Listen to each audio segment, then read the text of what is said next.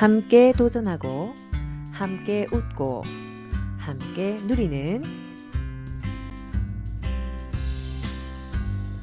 아바요양TV. 어여님들 따라 어이소.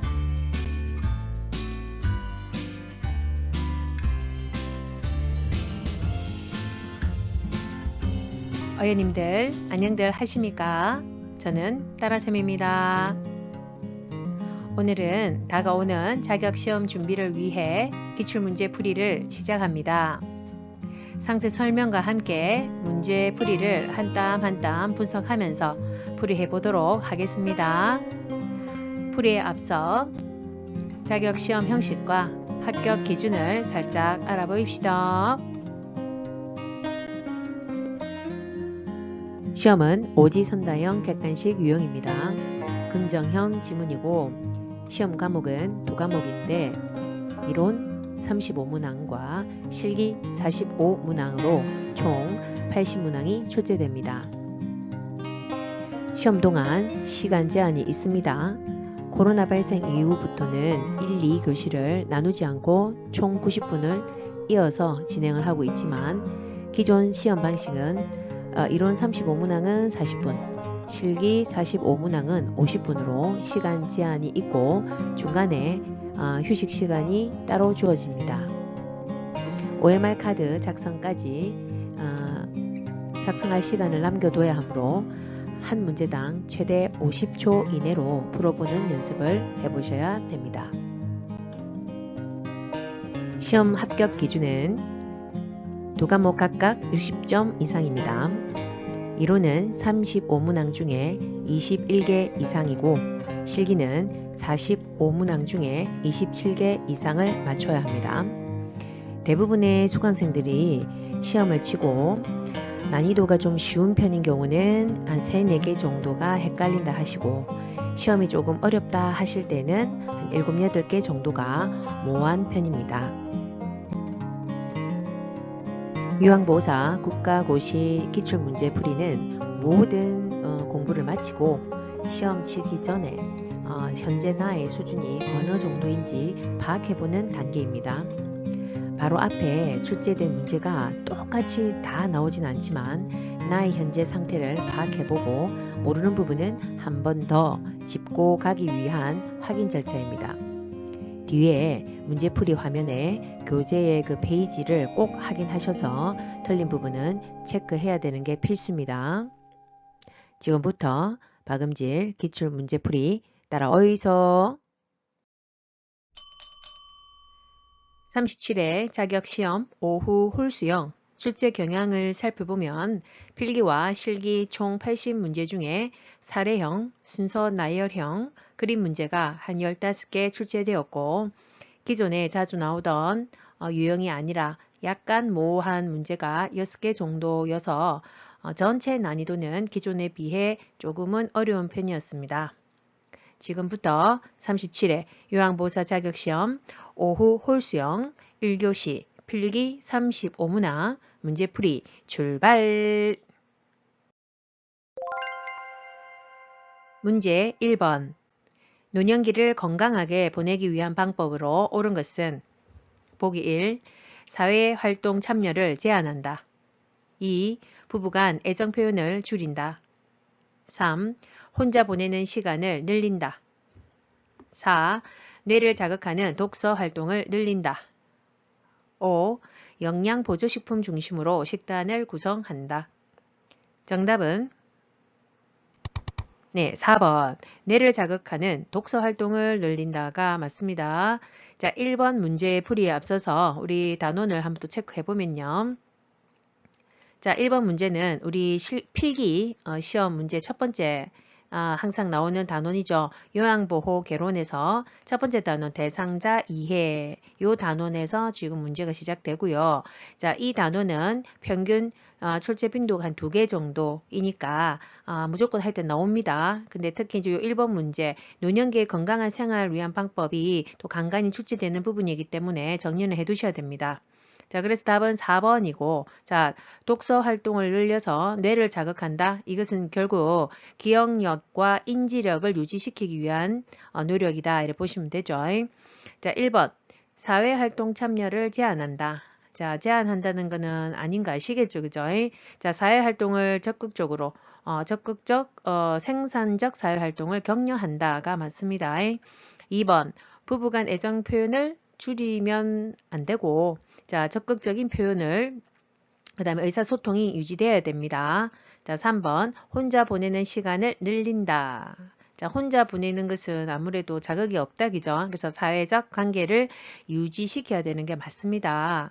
자, 5번. 영양보조식품 중심으로 식단을 구성한다. 자, 영양보조식품 말 그대로 보조이기 때문에 이게 중심이 되어서는 안 되고, 자, 대상자의 어떤 유전적인 또는 생활 습관 특징에 맞는 음식을 균형 있게 섭취가 돼야 되고, 말 그대로 보조식품은 보조하는 역할이다. 거기에다가 또 대상자에 맞는, 상태에 맞는 적합한 운동도 지속이 되어야지 건강한 노년기를 보낼 수가 있습니다. 문제 2번. 노년기 가족 관계의 변화로 옳은 것은 보기 1. 확대 가족이 증가한다. 2. 고부 갈등이 해소된다. 3. 은퇴로 인해 부부 관계가 수직적으로 변한다. 4. 조부모는 손자녀의 자아 형성에 기여한다. 5. 배우자의 상실로 빈둥지 증후군을 경험한다. 정답은 네, 4번. 조부모는 손자녀의 자아 형성에 기여한다가 정답입니다. 자, 이번 키워드는 노년기에 가족관계의 변화를 좀 물어보는 것입니다. 이 가족관계 변화라든지 노인 부양 의식에 대한 것도 자주 출제되는 내용입니다. 자, 답은 4번이고, 그럼 1번 확대 가족이 증가한다가 아니다, 그죠? 자, 핵가족화 그리고 수정 확대 가족이 증가한다 보시면 되죠. 자, 수정 확대 가족은 이제 자녀가 부모, 노부모, 부모 어떤 그 근거리에 살면서 어떤 부양을 또 약간 책임지는 약간 이런 개념의 가족 형태라 보시면 되죠. 2번 고부 갈등이 해소된다. 자, 완전 해소되기는 어렵겠다. 그죠? 뭐 고부의 갈등이라는 것은. 자, 근데 예전에 비하면 심각하지는 않으나, 왜냐면 요즘은 따로 사는 경우가 많기 때문에. 하지만 여전히 존재는 한다. 그 이유는 가치관의 차이와 또 세대 차이의 어떤 형성이 또 있기 때문에, 자, 완전히 없지는 않다. 이렇게 보시면 되죠. 3번, 은퇴로 인해 부부 관계가 수직적으로 변한다. 자, 수직적인 형태는 아니고, 자, 동반자의 관계가 이제 된다 보시면 되죠. 5번 배우자의 상실로 빈둥지 증후군. 우리 빈둥지 증후군 하면 누가? 자, 자녀의 독립, 자녀의 결혼에 의해서 빈둥지. 그러니까 자녀가 집을 이제 떠나면서 독립하면서 빈둥지가 되는 그런 증후군을 나타내서 뭐 상실감 뭐 이런 것들을 경험할 수 있겠죠. 문제 3번. 국제연합 유엔이 채택한 노인을 위한 원칙의 내용으로 옳은 것은 보기 1. 경제적 기여에 따라 지원을 달리한다. 2. 가능한 한 오랫동안 가정에서 살 수 있게 한다. 3. 노인의 건강을 돌보는 비용은 국가가 전담한다. 4. 시설에서는 안전을 위해 기본적 인권을 제한한다. 5. 경제 활동의 지속 여부는 보호자의 결정에 따른다. 정답은 네, 2번. 가능한 한 오랫동안 가정에서 생활할 수 있게 한다가 정답입니다. 자, 3번 풀이에 앞서서 우리 단원과 출제 빈도를 한번 체크해 보겠습니다. 자, 3번 문제부터서는 자, 요양보호 개론 중에서도 두 번째 단원 제도 및 서비스 요 소단원에서 이제 문제가 진행이 되고요. 요 단원에서 출제 빈도가 한 5개에서 7개 정도 평균 나옵니다. 그래서 작게 나오는 부분이 아니기 때문에 자주 나오는 것들은 또 외워두셔야 되고, 근데 요 3번 문제 유엔의 노인을 위한 원칙 5가지가 언급되는데 요 내용은 자주 나오는 내용은 아닌데 요번에 좀 모호하게 좀 나오긴 했습니다. 자, 그래서 나왔으니까 조금 눈에 익혀는 두십시오. 자, 그래서 답은 2번이고 가정에서 오랫동안 살 수 있도록 환경을 변하지 않고, 그러니까 변화시키지 않고 생활할 수 있도록 하는 것은 자, 독립의 원칙에 해당이 되는 내용이다 보시면 됩니다. 그럼 이 독립의 원칙에 해당되는 내용은 또 밑에 5번 보세요. 경제 활동의 지속 여부는 그러니까 경제적인 독립도 유지가 돼야 된다 이 말인데 그 지속 여부는 누가 본인의 대상자 요양보호사 보호자가 결정하는 게 아니죠. 대상자의 결정에 따라야 되겠죠. 당연히 본인의 결정에 따라 참여가 가능할 수 있어야 된다. 이게 뭐 독립의 원칙에 해당이 된다. 이렇게 보시면 됩니다. 그래서 2번과 5번은 이제 5번 좀 수정을 해야 되고 자, 하여튼 2번, 5번의 내용은 독립의 원칙이다. 자, 1번 경제적 기여에 따라 지원을 달리한다. 자, 기여에 따라 달리한다는 아니고요. 자, 그냥 경제적 기여에 상관없이 그냥 공정하게 대우하고 평가하고 지원해야 된다가 이 존엄의 원칙에 해당이 된다 보시면 됩니다. 존엄. 그러면 또 존엄에 관련된 게 3번에 노인의 건강을 돌보는 비용은 건강 서비스 비용은 국가가 전담한다는 아니고요. 자, 이게 존엄의 원칙에 해당이 되려면 자, 이 비용은 본인 소득 에다가 가족과 지역사회 모두의 지원이 이루어져야 된다. 자, 그래서 건강 서비스를 이용이 가능하게 되어야 된다. 이게 뭐 존엄, 그러니까 최소한의 생명을 유지할 수 있는 서비스가 이용이 되어야 된다 이 말이죠. 이게 존엄의 원칙에 해당이 됩니다. 존엄. 4번 시설에서는 안전을 위해 기본적 인권을 제한하면 안 되겠죠. 이게 답일 수가 없습니다. 이거는 무슨 보호의 원칙, 보호, 인권. 자, 인권하면 보호. 자, 기본적 인권과 자유를 누릴 수 있어야 된다가 보호의 원칙입니다. 그럼 요즘 보기에는 지금 5가지 원칙 중에서 3가지 나왔습니다. 독립, 그다음 보호, 존엄 요 3가지 보호가 그 원칙이 나왔는데 그러면 나머지 2가지는 뭐가 있는지 한번 보고 넘어가겠습니다. 자, 국제 유엔에서 노인의 복지 원칙 5가지 해가지고 1991년에 채택된 이 원칙 5가지에서 지금 보기에 나왔던 독립의 원칙, 보호의 원칙, 존엄의 원칙 3가지 외에 2번 참여의 원칙과 자아실현의 원칙이 또 추가가 됩니다. 자, 참여는 뭐냐? 젊은 세대와 기술을 공유하고 그러니까 노인들은 본인들의 경험과 지식이 있으니까 그 기술을 공유하는 것. 그 다음에 지역사회 자원봉사자로서의 어떤 활동 역할을 하는 것. 이것이 참여의 원칙, 참여. 그 다음에 자아실현은 말 그대로 교육문화 정신적인 어떤 자원, 여가 서비스를 이용할 수 있어야 되는 것. 이게 자아실현의 원칙에 해당이 됩니다. 쭉 한번 정리는 해 두십시오. 문제 4번 장기요양급여 중 재가급여의 장점은 보기 1. 가족이 선호하는 서비스가 제공된다. 2. 응급 상황에서 신속하게 대응할 수 있다. 3. 평소 친숙한 환경에서 서비스가 제공된다. 4. 종합적인 재활치료 서비스가 제공될 수 있다. 5. 건강검진을 통해 질병을 조기에 발견할 수 있다. 정답은 자, 3번.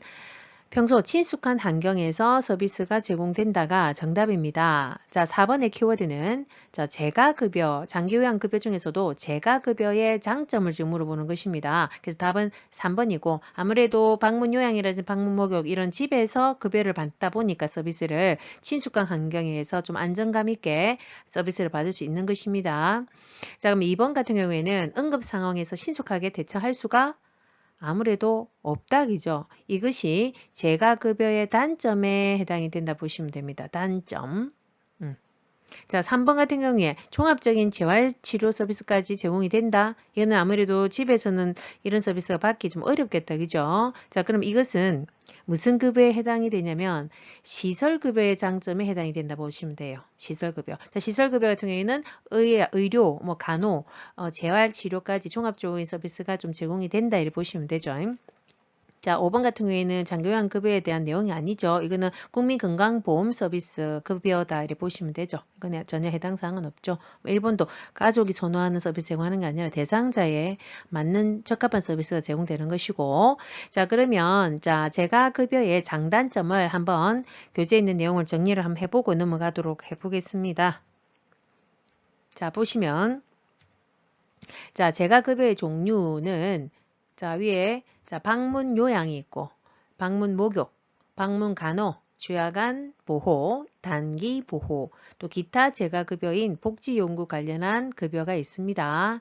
자, 지금 보기에서 나왔듯이 재가급여의 장점은 자, 평소에 생활하는 친숙한 환경에서 지낸다는 게 장점. 그리고 사생활이 존중이 되고 개인 중심의 생활이 가능한 것이 재가급여의 장점입니다. 그러면 반대로 시설급여의 단점은 제가 개인 중심의 생활이 좀 불가능하겠죠. 아마 시설에서 생활해야 되다 보니까 다수를 이제 케어해야 되다 보니까 자, 그다음에 재가급여의 단점은 의료, 간호, 요양 서비스가 단편적으로 진행되기 쉽습니다. 근데 반대로 시설급여의 장점은 요 애들이 종합적으로 좀 서비스가 이루어질 수 있다가 오히려 시설급여의 장점이 되겠습니다.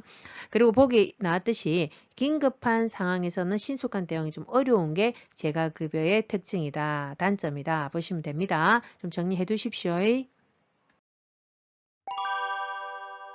문제 5번. 장기요양기관의 비용 청구 및 지급에 관한 설명으로 옳은 것은 보기 1. 수급자가 재가급여 비용을 전액 부담한다. 2. 지방자치단체장은 장기요양보험료율을 산정한다. 3. 장기요양기관은 시설급여 비용의 50%를 부담한다. 4. 보건복지부는 비급여 항목 비용의 일부를 지원한다. 5. 국민건강보험공단은 청구된 비용을 심사한 후에 지급한다. 정답은 네, 5번. 국민건강보험공단은 청구된 비용을 심사한 후에 지급한다가 정답입니다. 자, 어디로 지급합니까? 자, 장기요양기관에다가 지급을 하는 거죠. 자, 5번의 키워드는 장기요양기관의 비용 청구 및 지급이죠. 자, 그러니까 장기요양기관에서 비용을 청구를 해서 지급을 받는다. 어디로부터? 공단으로부터 받는다. 이렇게 보시면 되죠. 그럼 장기요양기관은 우리가 뭘 의미하는 거는 기본적으로 아셔야 되겠죠. 자, 장기요양기관은 장기요양급여 서비스를 제공하는 곳이죠. 예를 들면 재가센터, 주야간보호센터, 뭐 요양원 이런 곳이 해당이 되겠죠. 그러니까 이네들이 서비스를 제공한 다음에 그에 대한 서비스에 대한 비용을 어디에다가 공단에다가 신청을 해서 청구를 해서 그 청구를 하고 나면 자 5번에 보시면 이제 심사를 공단에서 해가지고 지급을 하는데 자 청구한 당월에 장기요양기관에다가 이제 그 비용을 지급을 하는 기다 이렇게 보시면 되죠. 자 1번에 보시면 수급자가 재가급여 비용을 전액 부담한다. 자 수급자들은 우리가 본인 일부 부담액이 있다 그죠? 자, 재가급여 비용 전액이란 말은 그 서비스를 제공받은 총액을 말을 하거든요. 그 총액을 다 본인이 부담하지 않죠. 전액 부담이 아니라 일부 본인 부담이죠. 그러니까 재가급여 같은 경우는 우리가 수급자들이 몇 퍼센트? 자, 일반 대상자 같은 경우에는 15%다. 이 정도는 기본입니다. 알아두셔야 되죠. 그리고 국민기초생활 수급자는 얼마? 자, 무료다. 면제가 된다 했다. 그죠? 전액 무료다. 이 정도는 알아두셔야 됩니다. 2번. 지방자치단체장은 요양보험료율을 산정한다. 자, 이거는 어디서 하는 거? 자, 공단에서 진행을 하는 것이죠. 그래서 공단에서는 두 가지 다를 관리를 하죠. 자, 건강보험료도 관리를 하고, 그 다음에 장기요양보험료도 관리를 하는 데입니다. 징수도 하고. 자, 그래서 공단에서 산정을 하는데, 자, 장기요양보험료는 건강보험료에 준해서, 자, 거기에 따라서 그 장기요양보험료가 결정이 된다 보시면 되죠. 자, 이것을 그래서 통합 징수를 할 때는 통합으로 징수하고, 자, 회계는 독립으로 회계 관리를 한다 보시면 됩니다. 공단에서. 자, 3번. 장기요양기관은 시설급여 비용의 50%를 부담한다. 자, 장기요양기관은 서비스를 제공해서 비용을 청구하면 지급을 받는 곳이죠. 그렇죠? 본인들이 부담할 건 없습니다. 누가 부담해야 됩니까? 당연히 대상자죠. 서비스를 받은 대상자가 자 이거 50%는 아니고 자 시설급여의 경우에는 급여 대상자가 본인 부담률이 20%다 그죠? 총 이제 서비스 그 비용의 20%를 본인 부담한다. 그럼 나머지는 공단에서 이제 부담해 주는 거다 보시면 되죠. 4번 보건복지부는 비급여 항목 비용의 일부를 지원한다. 자 보건복지부도 뭐 공단도 그 누구도 무슨 항목은 자, 이 비급여 항목은 본인이 다 100% 본인 부담입니다. 뭐 일반 대상자든 기초생활수급자든 비급여 항목은 다 본인이 본인이 부담한다. 이렇게 보시면 됩니다. 정리해 두세요. 문제 6번. 장기요양 등급 판정 대상자에게 발급하는 장기요양 인정서에 포함되는 내용으로 옳은 것은 보기 1. 본인 부담금 2. 재가급여 한도액 3. 장기요양급여 종류 4. 장기요양 이용 계획 5. 보호자의 기본 인적 사항 정답은 네, 3번. 장기요양급여의 종류가 언급이 되어 있습니다. 자, 6번의 키워드는 자, 등급 판정을 받은 대상자에게 발급되는 어디에서 발급됩니까? 공단에서 발급을 해주죠. 그래서 장기요양 인정서가 있고 자, 두 가지가 발급이 되죠. 이제 등급 판정을 받으면 첫째가 장기요양 인정서, 둘째가 표준 장기요양 이용 계획서라고 하는 두 가지 서류를 발급을 해주는데 이게 또 있어야 우리가 그 장기요양 기관에다가 서비스를 신청해서 급여를 또 서비스를 받을 수가 있죠. 자, 그러면 장기요양 여기 내용은 인정서에 나오는 내용 기재가 되어 있는 내용을 좀 물어보는데 한번 정리를 해보자면요. 교재에 나와 있는 내용. 자, 요양인정서에 기재되어 있는 내용은 요 답에서 같이 장기요양급여의 종류와 내용이 언급되어 있습니다. 그러니까 이 대상자가 받을 수 있는 장기요양급여 종류와 내용이 언급되어 있다 보시면 되죠. 그리고 대상자의 기본적인 인적사항이 들어가 있고 그리고 장기요양 등급이 있죠. 등급받은 판정받은 등급, 몇 등급, 그 다음에 유효기간이 있겠죠. 그 다음에 수급자에게 전반적인 안내사항 같은 게 자세하게 막 쭉 언급이 되어 있거든요. 자, 요 내용이 저 페이지 43페이지에 가면 그 폼이 딱 나와 있거든요. 자, 눈여겨서 좀 정리해 두시면 됩니다. 문제 7번. 요양보호 서비스 제공의 기본 원칙으로 옳은 것은 보기 1. 요양보호사가 추가 서비스를 결정한다. 2. 대상자와의 심각한 갈등을 직접 해결한다. 3. 서비스 계획 시 대상자의 습관을 반영한다. 4. 대상자의 상태에 따라 처방약의 용량을 조절한다. 5. 대상자의 인지 능력이 악화된 경우에는 서비스를 중단한다. 정답은 네, 3번. 서비스 계획 시에 대상자의 습관을 반영한다가 정답입니다. 자, 7번. 문제 7번의 키워드는 요양보호 서비스 제공의 기본 원칙이 나오죠. 이제 이 7번 같은 경우에도 매우 중요합니다. 꼭 나오는 내용들이죠. 자, 그래서 3번의 답은 습관을, 그러니까 계획할 때, 이제 미리 이제 서비스를 제공 전에 계획할 때 습관을 반영한다가 맞고, 그것뿐만 아니라 제공 전에 성격과 습관 또 선호하는 여러 가지 서비스에 대해서 반드시 확인을 해서 서비스를 계획해서 그것을 제공해야 되는 것이죠. 그러니까 맞춤 서비스다. 그죠? 자, 1번. 요양보호사가 추가 서비스를 결정한다. 자, 요양보호사가 결정하는 것은 아니다. 그죠? 자, 서비스의 추가라든지 변경이 한다든가 또는 의료적 진단이 필요할 때는 반드시 보고를 하면 됩니다. 자, 2번. 대상자와의 심각한 갈등을 직접 해결한다. 자, 심각한 갈등이다. 그죠? 그러니까 직접 해결이 어려우니까 또 심각하게 되었겠네요. 그죠? 그래서 이럴 때는 본인이 직접 해결한다기보다는 불필요한 마찰을 피하고 그냥 우리 관리자나 센터에 보고한다. 이렇게 보시면 되죠. 4번. 대상자의 상태에 따라 처방약의 용량을 조절한다. 자, 처방약을 용량을 임의로 우리가 조절하는 게 아니다. 그죠? 자, 5번.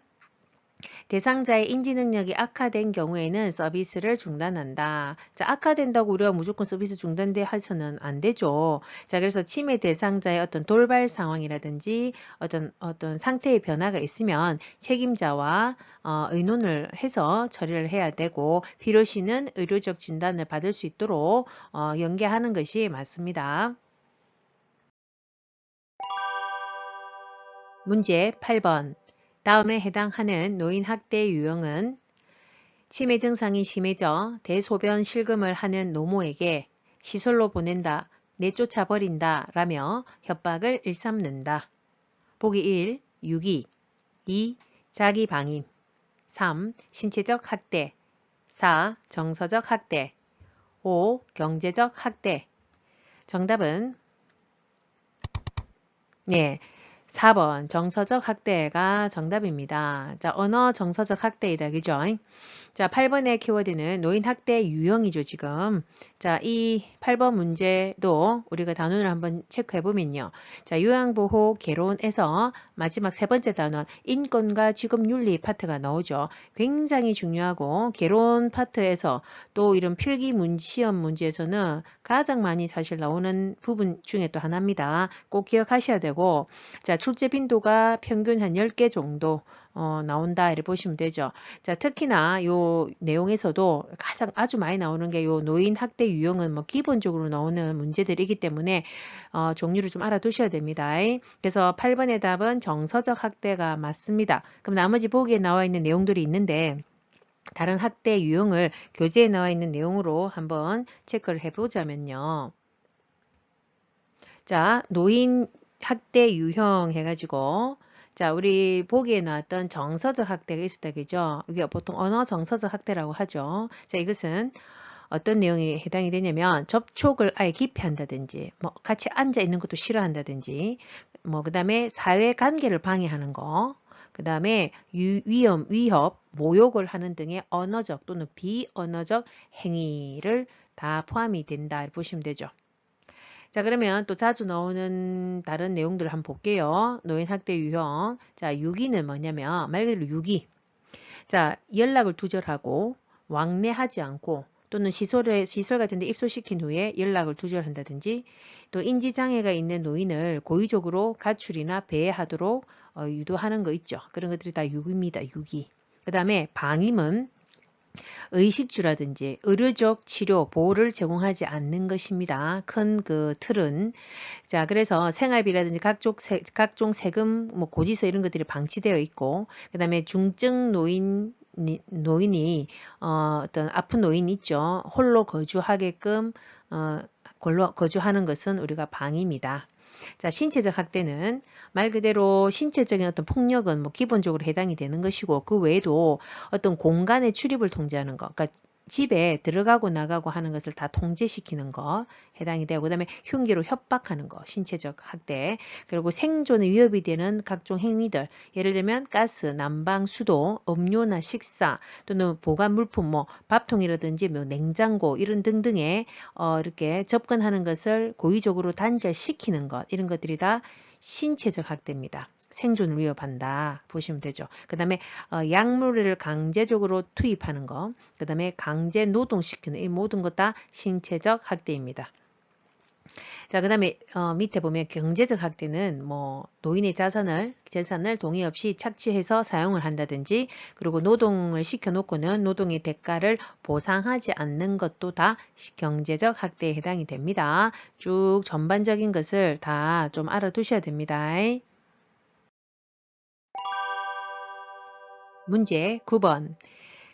학대 피해 노인 전용 쉼터의 역할로 옳은 것은 보기 1. 학대 행위자의 신분 조회 2. 학대 피해 노인의 보호와 심리 상담 3. 학대 피해 노인을 위한 후견인 지정 4. 학대 피해 판정을 위한 의학적 진단 5. 학대 피해 노인 보호 업무와 관련된 법 제정 정답은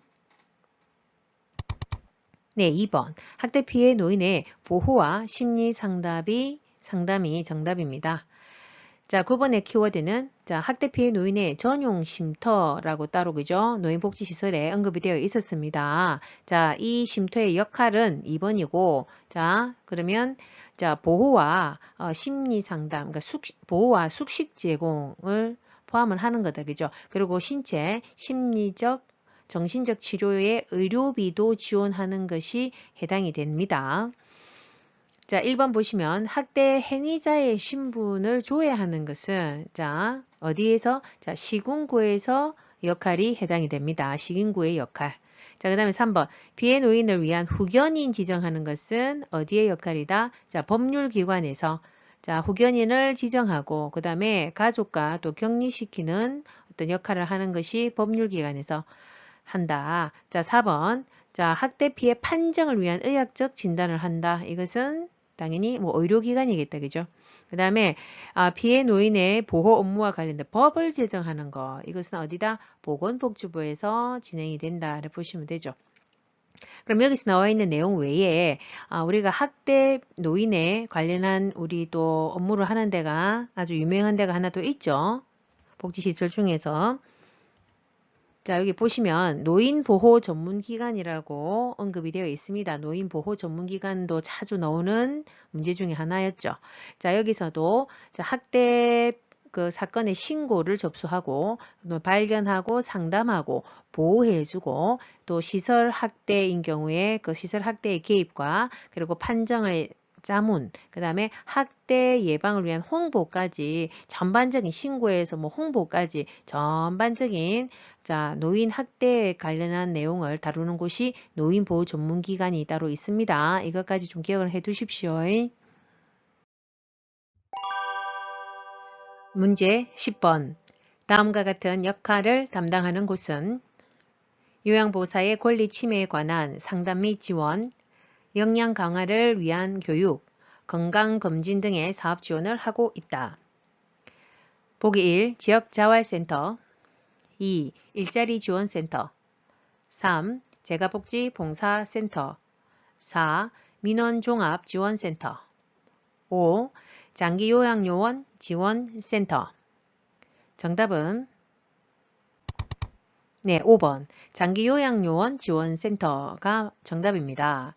자, 10번은 저 89쪽에 우리 교재에 가보면요. 이 지원센터가 작은 글자 상자에 언급이 되어 있습니다. 그래서 흔하게 나오던 문제가 절대 아니고 안 나오던 문제가 좀 나왔기 때문에 한번 언급은 뭐 자주 나오는 문제는 아니지만 나왔으니까 한번 정리를 해보고 넘어가겠습니다.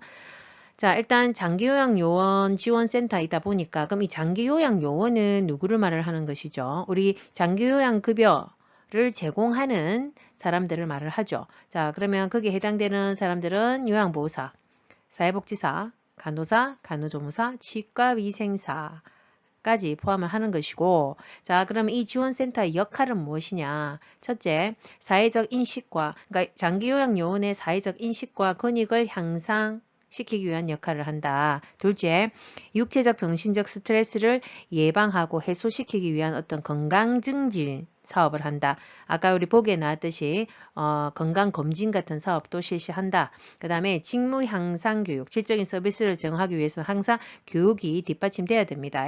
그 다음에 넷째, 장교양 요원의 취업과 상담, 창업 그리고 상담을 지원하고 복리 향상을 위한 각종 어떤 서비스를 제공한다. 그 다음에 다섯째, 대체 인력을 지원하는 여러 가지 사업들이 포함이 되어 있다. 이렇게 보시면 되겠습니다. 네, 간단하게 정리 한번 해두시면 되겠네요. 문제 11번. 요양보호사의 근로계약서에 명시해야 할 내용으로 옳은 것은 보기 1. 기관의 회계 기준 2. 직원 채용의 과정 3. 임금의 구성 항목 4. 표준 서비스의 분류 5. 장기요양 인정번호 정답은 네, 3번. 임금의 구성 항목이 해당이 됩니다. 자, 11번의 키워드는 이제 근로계약서의 명시사항을 지금 물어보는 것입니다. 자, 교재에 90페이지 가보면 내용이 좀 언급이 되어 있죠. 한번 정리를 해보고 넘어가십시다. 자, 근로계약서의 명시사항 첫 번째, 임금 및 근로시간이 언급되어야 되죠. 거기서의 있죠. 지금 보기에 답 정답 구성 항목, 임금의 구성 항목은 어떻게 되는지 그리고 임금의 계산 및 지불 방법은 어떻게 되는지 언급이 되어야 되고 둘째, 취업 장소는 어딘지 그리고 업무사항은 어떻게 되는가 세 번째, 취업 규칙 내용이 언급이 돼야 된다. 자, 이 내용은 뭐냐면 간단하게 보시면 그러니까 근로기준법에 의해서 그 10인 이상의 사용자가 있는 경우에 그런 사업장에서는 이런 취업 규칙을 좀 언급이 돼야 된다. 이 내용이 있거든요. 그래서 뭐 휴일은, 휴가는, 퇴직, 뭐 수당 이런 것들은 어떻게 되는지를 좀 언급되어 있어야 된다. 이런 내용입니다. 3번은. 4번은 종사자가 기숙하는 경우에 그 기숙사를 사용하는 그 규칙 있죠. 그런 것들도 좀 명시가 되어야 된다. 이런 내용이 있습니다. 그러니까 자주 나오는 문제의 유형은 아닙니다. 간혹 가끔은 나오는데 뭐 일단 나왔으니까 정리는 좀 하십시오. 문제 12번. 요양보사가 지켜야 할 직업윤리 원칙은 보기 1. 시설의 물품을 자신의 집으로 가져간다. 2. 동료에게 자신의 근무를 대신해 달라고 한다. 3. 업무 중 알게 된 동료의 학대 행위를 신고한다. 4. 대상자에게 자신의 힘든 상황에 대해 이야기한다. 5. 서비스 제공 내용은 월말에 모아서 종합적으로 기록한다. 정답은 네, 3번. 업무 중 알게 된 동료의 학대 행위는 반드시 신고하는 게 원칙입니다. 아니면 뭐 보고를 하든지. 자, 3번이 답이고. 자, 12번의 키워드는 요양보호사의 직업윤리 원칙이 나와 있죠. 자, 12번부터서는 너무너무 중요하다, 그죠? 자, 인권과 직업윤리 요 지금 단원이 지금 계속 진행이 되고 있는데 그 중에서도 이제 요양보호사의 직업윤리 파트는 또 무조건 나오는 부분이니까 정말 꼭 알아두셔야 되는 별표 3개 너무 중요합니다. 자, 답은 3번이고, 자, 1번. 시설의 물품을 자신의 집으로 가져가는 거 아닌 거 아시죠? 그죠? 자, 그래서 공용 물품을 가져가서도 안 되고, 그리고 혹시 뭐 대상자나 가족을 상대로 뭐 물건을 뭐 판다든지 이런 것들도 안 됩니다. 둘째, 2번. 동료에게 자신의 근무를 대신 해달라고 한다. 뭐 임의로 이런 식으로 본인들끼리 뭐 체인지 바꾸는 것은 절대 안 됩니다. 자, 타인의 근무를 대신 선다든지 또 자신의 근무를 대신 서달라고 요구를 한다든지 이런 게 다 안 됩니다. 네 번째, 4번. 대상자에게 자신의 힘든 상황에 대해 이야기한다. 자, 우리가 보통 이제 대상자의 힘든 부분을 좀 들어줘야 되는 개념이죠. 그래서 본인의 상황을 얘기할 틈도 없죠. 자, 그래서 요양보호사는 본인의 어떤 피로라든지 힘듦 또는 나태한 이런 모습은 보이지 않는 것이 원칙입니다. 5번. 서비스 제공 내용은 월말에 모아서 종합적으로 기록한다? 아니죠. 자, 즉시 항상 해야 되죠. 왜냐면 서비스 제공 즉시 기록하지 않으면 그 사실에 대한 나중에 왜곡이 일어나고 또 기억력이 안 납니다. 기억이 안 나기 때문에 사실이 아닐 수 있습니다. 그래서 반드시 상태 변화 이런 것들을 관찰 후에 즉시 그 다음에 정확히 사실 그대로 육하 원칙에 의해서 우리가 기록을 한다라고 되어 있습니다. 정리하십시오. 문제 13번. 요양보호사가 윤리적 책임을 준수한 사례는 보기 1. 장기요양 인정 신청을 유도했다. 2. 대상자의 시선을 피하여 대화했다. 3. 저렴한 복지 용구를 직접 대여해 주었다. 4. 대상자의 상태 변화를 면밀히 관찰했다. 5. 가족과 별도로 서비스 계약을 체결했다. 정답은 네, 4번. 대상자의 상태 변화를 면밀히 관찰한다가 정답입니다. 자, 13번의 키워드도 요양보호사의 직업윤리를 좀 물어보는 것이죠. 자, 13번 또한도 중요합니다. 자, 그래서 답은 4번이고, 자, 이 관찰만 하는 게 끝이 아니라 상태 변화를 반드시 관찰하는데 관찰 후에 뭐 한다? 자, 관찰 후 정확히 기록을 한다가 맞습니다. 또 필요한 것은 보고도 해야 될 것이고. 자, 1번. 장기요양 인정 신청 유도하면 안 되죠. 유도하면 안 된다 했습니다. 자, 등급 판정 또는 인정 신청을 유도하면 안 된다라고 했습니다. 2번 대상자의 시선을 피하여 대화했다? 아니죠. 우리 의사소통의 기본 원칙이 있었다겠죠. 방법이. 자, 그래서 시선을 맞춰야 되죠. 눈 맞추기. 어디에서 높아서도 안 되고 낮아서도 안 되고 눈높이를 맞추어서 시선을 맞춘다. 그 다음에 내려다 보는 것 아니다 했습니다. 눈높이 맞춰라. 3번 저렴한 복지 용구를 직접 대여한다. 아니죠. 자, 복지 용구가 필요할 경우에는 일단 센터에 제가 센터에 뭐 또 시설에 보고하면 됩니다. 관리자에게. 자, 그래서 직접 판매, 대여 또는 알선을 해서는 아니 됩니다. 5번 가족과 별도로 서비스 계약을 체결한다. 아닙니다. 이건 불법입니다. 자, 별도는 아니고 자, 모든 서비스는 어차피 그 센터를 중심으로 이루어져야 됩니다. 모든 계약은. 자, 그래서 안 되고 거기에다가 타 기관에 임의로 개인적으로 다른 기관에다가 이 대상자를 의뢰를 시킨다든지 이런 건 더더욱 절대로 안 되는 행위다 보시면 됩니다. 문제 14번. 대상자가 지속적으로 식사를 거부할 때 요양보호사의 대처 방법은 보기 1. 식사를 한 것으로 기록한다. 2. 간식은 줄 수 없다고 말한다. 3. 식사를 요구할 때까지 기다린다. 4. 식사를 거부하는 이유를 파악한다. 5. 가족의 의견을 확인해 보겠다고 한다. 정답은 네, 4번. 식사를 거부하는 이유를 파악하는 것이 가장 우선된 대처 방법입니다. 자, 14번도 우리가 이제 대상자가 어떤 지속적으로 식사를 거부한답니다. 자, 그러면 또 영양의 결핍, 밸런스가 깨질 수 있고 또 어떤 질병이 또 진행될 수도 있기 때문에 어떤 이유를 빨리 파악을 해야 해서 식사를 할 수 있도록 해야 되겠죠. 그러니까 뭐 이유가 뭐 신체적인 이유인 건지 뭐 입안이 아파서 뭐 소화장애가 갑자기 위에 뭐 통증이 있어서 아니면 뭐 어떤 심리적인 원인이 있는지 그죠? 아니면 또 치매의 문제 행동 중에 거식증이 있죠. 뭐 밥을 거부하는 이런 경우도 있거든요. 이런 등등의 이유를 먼저 파악을 해야 그 원인을 해결을 할 수 있기 때문에 자 그래서 이게 가장 우선이다 보시면 되고요. 그럼에도 불구하고 뭐 방법을 정확하게 모르겠고 판단이 안 서면 우리가 도움을 요청해야 되죠. 그래서 필요시에는 전문가의 진단이 필요할 경우에는 스스로 혼자 판단해서는 안 되고 이렇게 기관이라든지 연계를 보고를 하고 전문가에게 연계하는 것이 맞습니다.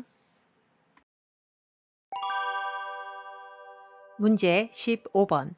다음 상황에서 요양보호사의 대처 방법은 남자 대상자, 기저귀 갈 때마다 불편하니 남자 요양보호사로 변경해 주세요. 요양보호사 반응 보기 1.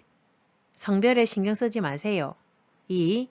기저귀 교환은 가족에게 부탁할게요. 3. 곧 괜찮아질 테니 조금만 참으세요. 4. 이러시면 마음이 불편해서 일을 할 수 없어요. 5. 제가 결정할 수 없으니 시설장과 상의해 볼게요. 정답은 네, 정답은 5번입니다. 자, 제가 결정할 수 없으니 일단 시설장과 상의해 볼게요가 지금 이 보기에서는 제일 뭐 정답에 유사하다 보시면 됩니다. 자, 일단 대처를 하려면 본인 스스로 이렇게 바꿀 수가 없으니까. 자, 15번도 요양보호사의 대처 방법에 대해서 윤리적 원칙을 물어보는 것이죠.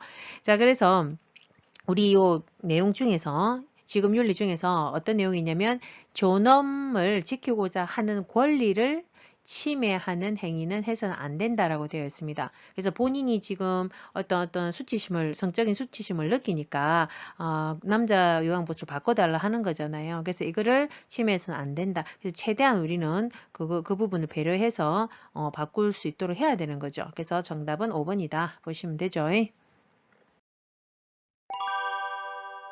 문제 16번.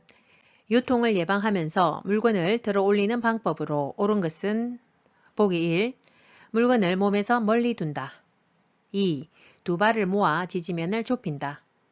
3. 몸의 무게중심을 높인다. 4. 무릎을 굽혀 자세를 낮춘다. 5. 방향을 바꿀 때는 허리를 돌린다. 정답은 네, 4번. 무릎을 굽혀 자세를 낮춘다가 정답입니다. 자, 16번의 키워드는 요통을 예방하는 게 주목적이죠. 자, 요통을 예방하는 물건을 들어 올리는 방법이 있다. 그죠? 자, 그래서 답은 4번인데, 자, 그럼 무릎을 굽히되 무엇은 펴야 됩니까? 자, 허리는 펴고, 무릎을 굽히라. 이 말이다. 그죠? 무릎은 굽히고, 허리는 펴라. 자, 그래야 요통이 예방된다. 자, 그 다음에 1번. 물건을 몸에서 멀리 둔다.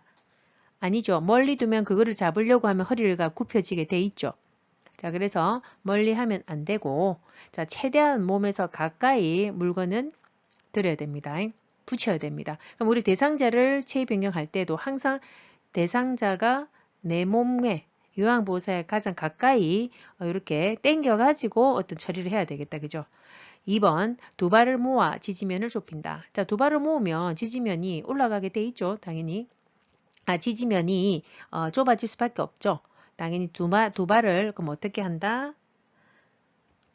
벌려서 지지면을 넓혀야 되겠죠. 양발을 그러니까 넓게 이렇게 해라 이 말이죠. 이렇게 또 이렇게 붙이지 말고. 그 다음에 3번 그러면서 무게 중심은 어찌 됩니까? 자, 두 발을 넓히면서 무릎을 낮추니까 무게 중심은 어찌 된다? 낮아지는 게 맞습니다. 그래 안전하죠. 5번 방향을 바꿀 때는 허리를 돌리면 허리에 또 무리가 가겠다 그죠? 허리 돌리면 안 되고 그러니까 발을 움직여서 방향을 그냥 바꾸면 됩니다. 자, 이 내용은 16번 문제도 자주 나오는 문제이기 때문에 꼭 정리해 두셔야 됩니다. 문제 17번 요양보사가 감염을 예방하는 방법으로 옳은 것은 보기 1. 기침을 할 때 손으로 입을 가리고 한다. 2. 결핵 대상자가 완치될 때까지 접촉하지 않는다. 3. 머리니 감염 대상자와 수건을 공동으로 사용한다. 4. 오메 걸린 대상자와 접촉하여 증상이 나타나면 치료를 시작한다. 5. 노로바이러스에 감염된 후 2, 3일간 요양보호 업무를 중단한다. 정답은 네, 5번. 노로바이러스에 감염된 후에는 2, 3일간 요양보호 업무를 중단한다가 정답입니다. 자, 17번의 키워드는 요양보호사의 그 감염 예방 방법을 지금 물어보는 내용입니다. 전반적인 내용입니다. 우리가 감염성 질환이 있었다, 그죠? 자, 그 중에서도 이제 노로바이러스 같은 경우에 감염되면 2, 3일간, 그러니까 요양보호사가 감염이 됐을 경우에는 요양 업무를 2, 3일간 스탑해라 이 말이고, 그리고 이제 2, 3일 정도 스탑했다가 다시 이제 케어를 하는다 하더라도 증상이 회복되었다 해도 자, 최소 2, 3일간은 음식 조리는 하지 않는 것이 더 확실하다 이렇게 보시면 되죠. 자, 답은 5번이고 1번 기침을 할 때 손으로 입을 가린다. 손에다 입을 해서 기침 애취하면 안 된다 했다 그죠? 그 다 다니면서 또 막 묻잖아요 그죠? 문고리라든지 다른 물건에 묻으니까 자 반드시 기침할 때는 휴지나 손수건을 사용해서 기침을 해야 되고 가리고 해야 되고 만약에 그런 것이 없을 경우에는 옷소매라도 애취 기침을 하면 조금이나 낫다 그죠? 그 다음에 2번 결핵 대상자가 완치될 때까지 접촉하지 않는다. 그러면 결핵 대상자는 누가 봅니까? 케어를 할 수가 없는데, 그죠? 자, 그래서 결핵 대상자라 하더라도 우리는 접촉합니다. 접촉하지 않는 것이 아니고 접촉을 하고요. 그러면 접촉할 때 무엇을 사용하면 됩니까? 보호장구를 착용하고 우리 접촉하면 되죠. 이번에 우리 코로나 때도 마찬가지고 그죠? 그래서 마스크라든지 장갑을 철저하게 착용하고 그 다음에 개인위생 철저하게 하면 되고요. 그리고 결핵 대상자들이 만약에 결핵 진단을 받고 나서 결핵약을 투여한 후에 한 2주에서 4주 정도 지나면 그 결핵의 전염성은 확실히 확 줄어들거든요. 많이 감소되기 때문에 접촉하지 않고는 아닙니다. 3번 머리니 감염 대상자와 수건을 공동으로 사용하면 당연히 옮겠다 그죠? 전염되겠죠.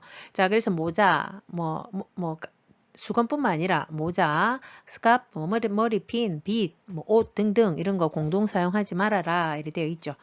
4번에 오메에 걸린 대상자와 접촉하였다 하면 증상이 나타나야 치료를 합니까?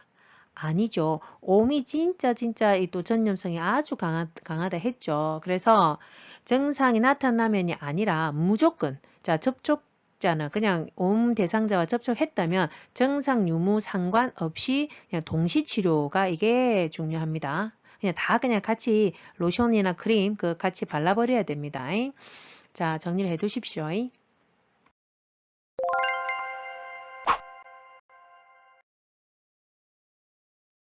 어여님들도 열심히 따라와 주이소.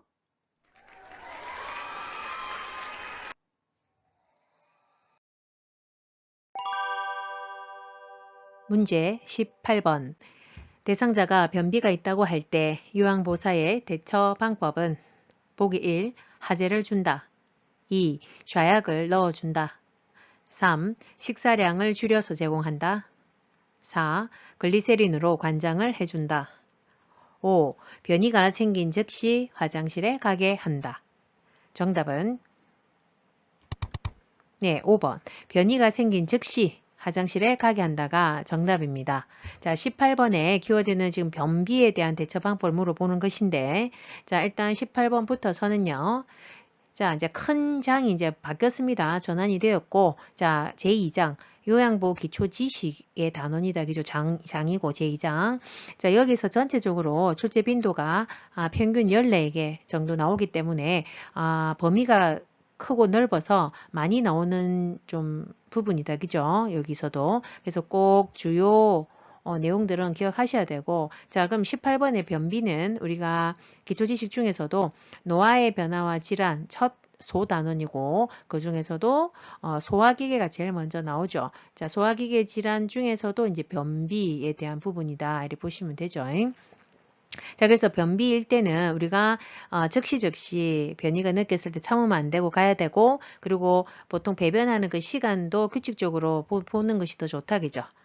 자, 1번 하재를 준다. 자, 하재나 여기 1번에 나오는 뭐 하재도 그렇고, 우리 하재는 우리 변비약을 얘기하죠. 변을 부드럽게 하는 약이라 보시면 되죠. 하재도 그렇고 뭐 좌약도 그렇고 우리 변비 때문에 넣는 좌약도 있죠. 그리고 글리세린 관장도 마찬가지고, 자, 변비가 아주 심하거나 아주 만성적인 변비, 악성 변비일 때는 투여할 수는 있지만 이게 최우선, 그러니까 우선적인 대처 방법은 아닙니다. 그래서 하재, 좌약, 간장다 자주 사용할 경우에는 더욱더 이 변비가 악화가 됩니다. 왜냐? 이 하재, 좌약, 관장에 길들여지기 때문에 장이 더더욱 장은 안 움직이려고 합니다. 자기가 스스로. 그래서 너무 자주 하는 것은 좋지 않다. 자, 3번에 식사량을 줄여서 제공한다. 자, 우리가 식사량을 줄이면 변비 오는 거 아시죠?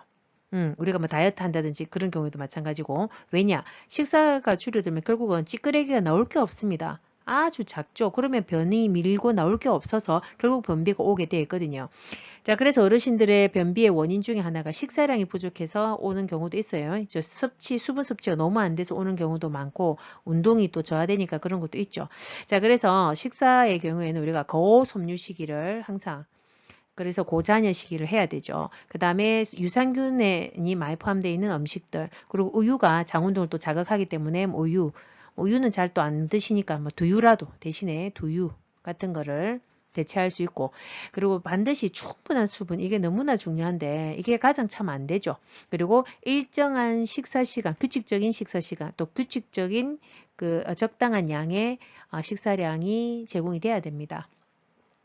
자, 이렇게 보시면 되고, 기타 또 변비 돕기 방법은 일단은 또 운동이 돼야 되죠. 어르신들 안 움직이니까 변비가 잘 오죠. 그래서 걷기 운동, 그리고 누워 계실 때도 복부 마사지, 무슨 방향? 예, 시계 방향으로이죠. 시계 방향으로 복부 마사지도 해주면 더 도움이 됩니다. 문제 19번. 천식 대상자의 증상을 악화시킬 수 있는 요인은 보기 1. 금연 2. 복식호흡 3. 가벼운 실내 운동 4. 기관지 확장제 투여 5. 고양이 목욕시키기. 정답은 네, 5번 고양이 목욕시키기가 정답입니다. 자, 19번은 전식, 키워드가 전식에 대한 내용이죠. 자, 전식은 우리 소화기계 다음으로 이제 호흡기계 질환에 해당이 되죠. 자, 이 전식 같은 경우에는 일단 키워드는 악화 요인인데 전식 악화 요인, 전식이란 무엇이냐? 우리가 기도의 어떤 만성적 염증이 계속 이제 발생하다 보니까 기관지 벽이 부종이 부어 있고, 그러면서 기도가 협착 좁아져 있고, 그러면서 전식의 또 특징 중에 하나는 그러면서 기도가 굉장히 과민 반응, 어떤 자극 요인의 과민 반응을 보여서 기도 경련이 오기도 하고 호흡 곤란이 오기도 하는 이제 그런 질환을 얘기를 하는 것입니다.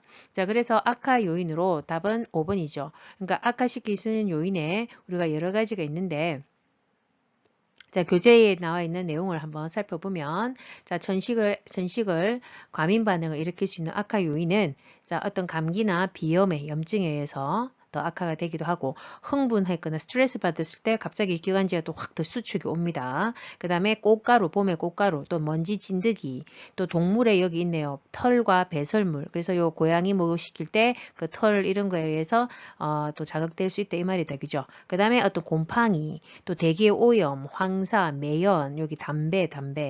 그 다음에 온도나 습도가 갑작스럽게 확 변할 때, 그러니까 따뜻한데 집에 있다 갑자기 차가운 어떤 겨울에 바깥으로 확 나가면 혈관과 기도의 혈관과 근육이 확 수축이 오죠. 그런데 안 그래도 좀 좁아져 있으니까 천식 같은 경우에는 그래서 갑자기 확 수축 오면서 호흡곤란과 기도 경련이 올 수 있습니다. 그래서 기후변화 이런 거 갑작스러운 어떤 변화는 조심해야 됩니다. 항상. 그래서 답은 5번이고 그래서 우리가 보면 저 뭐 금연 지금 1번과 2번 복식호흡, 호흡곤란이 있으니까 복식호흡 하는 게 좋죠. 금연도 좋고. 자, 그러면 기관지 확장제 투여도 하죠. 우리 천식에서 우리 치료 방법에 기관지 확장제가 바로 들어갑니다. 그죠? 그리고 아까 기온의 온도 변화가 심하고 할 때는 또 호흡곤란이 심할 때는 우리가 뭐 그때는 아예 뭐 안정을 취해야 되지만 가벼운 이제 실내 운동도 좋겠죠. 나머지는 좋은 내용이고요. 자, 악화 요인은 5번이다. 보시면 됩니다. 문제 20번. 심장질환 대상자가 복도를 걷다가 어지러움을 호소할 때 우선적으로 해야 할 행동은 보기 1. 따뜻한 꿀물을 준다. 2. 바로 그 자리에 앉힌다. 3. 식사를 했는지 확인한다. 4. 손으로 입을 가리고 숨을 빨리 쉬라고 한다.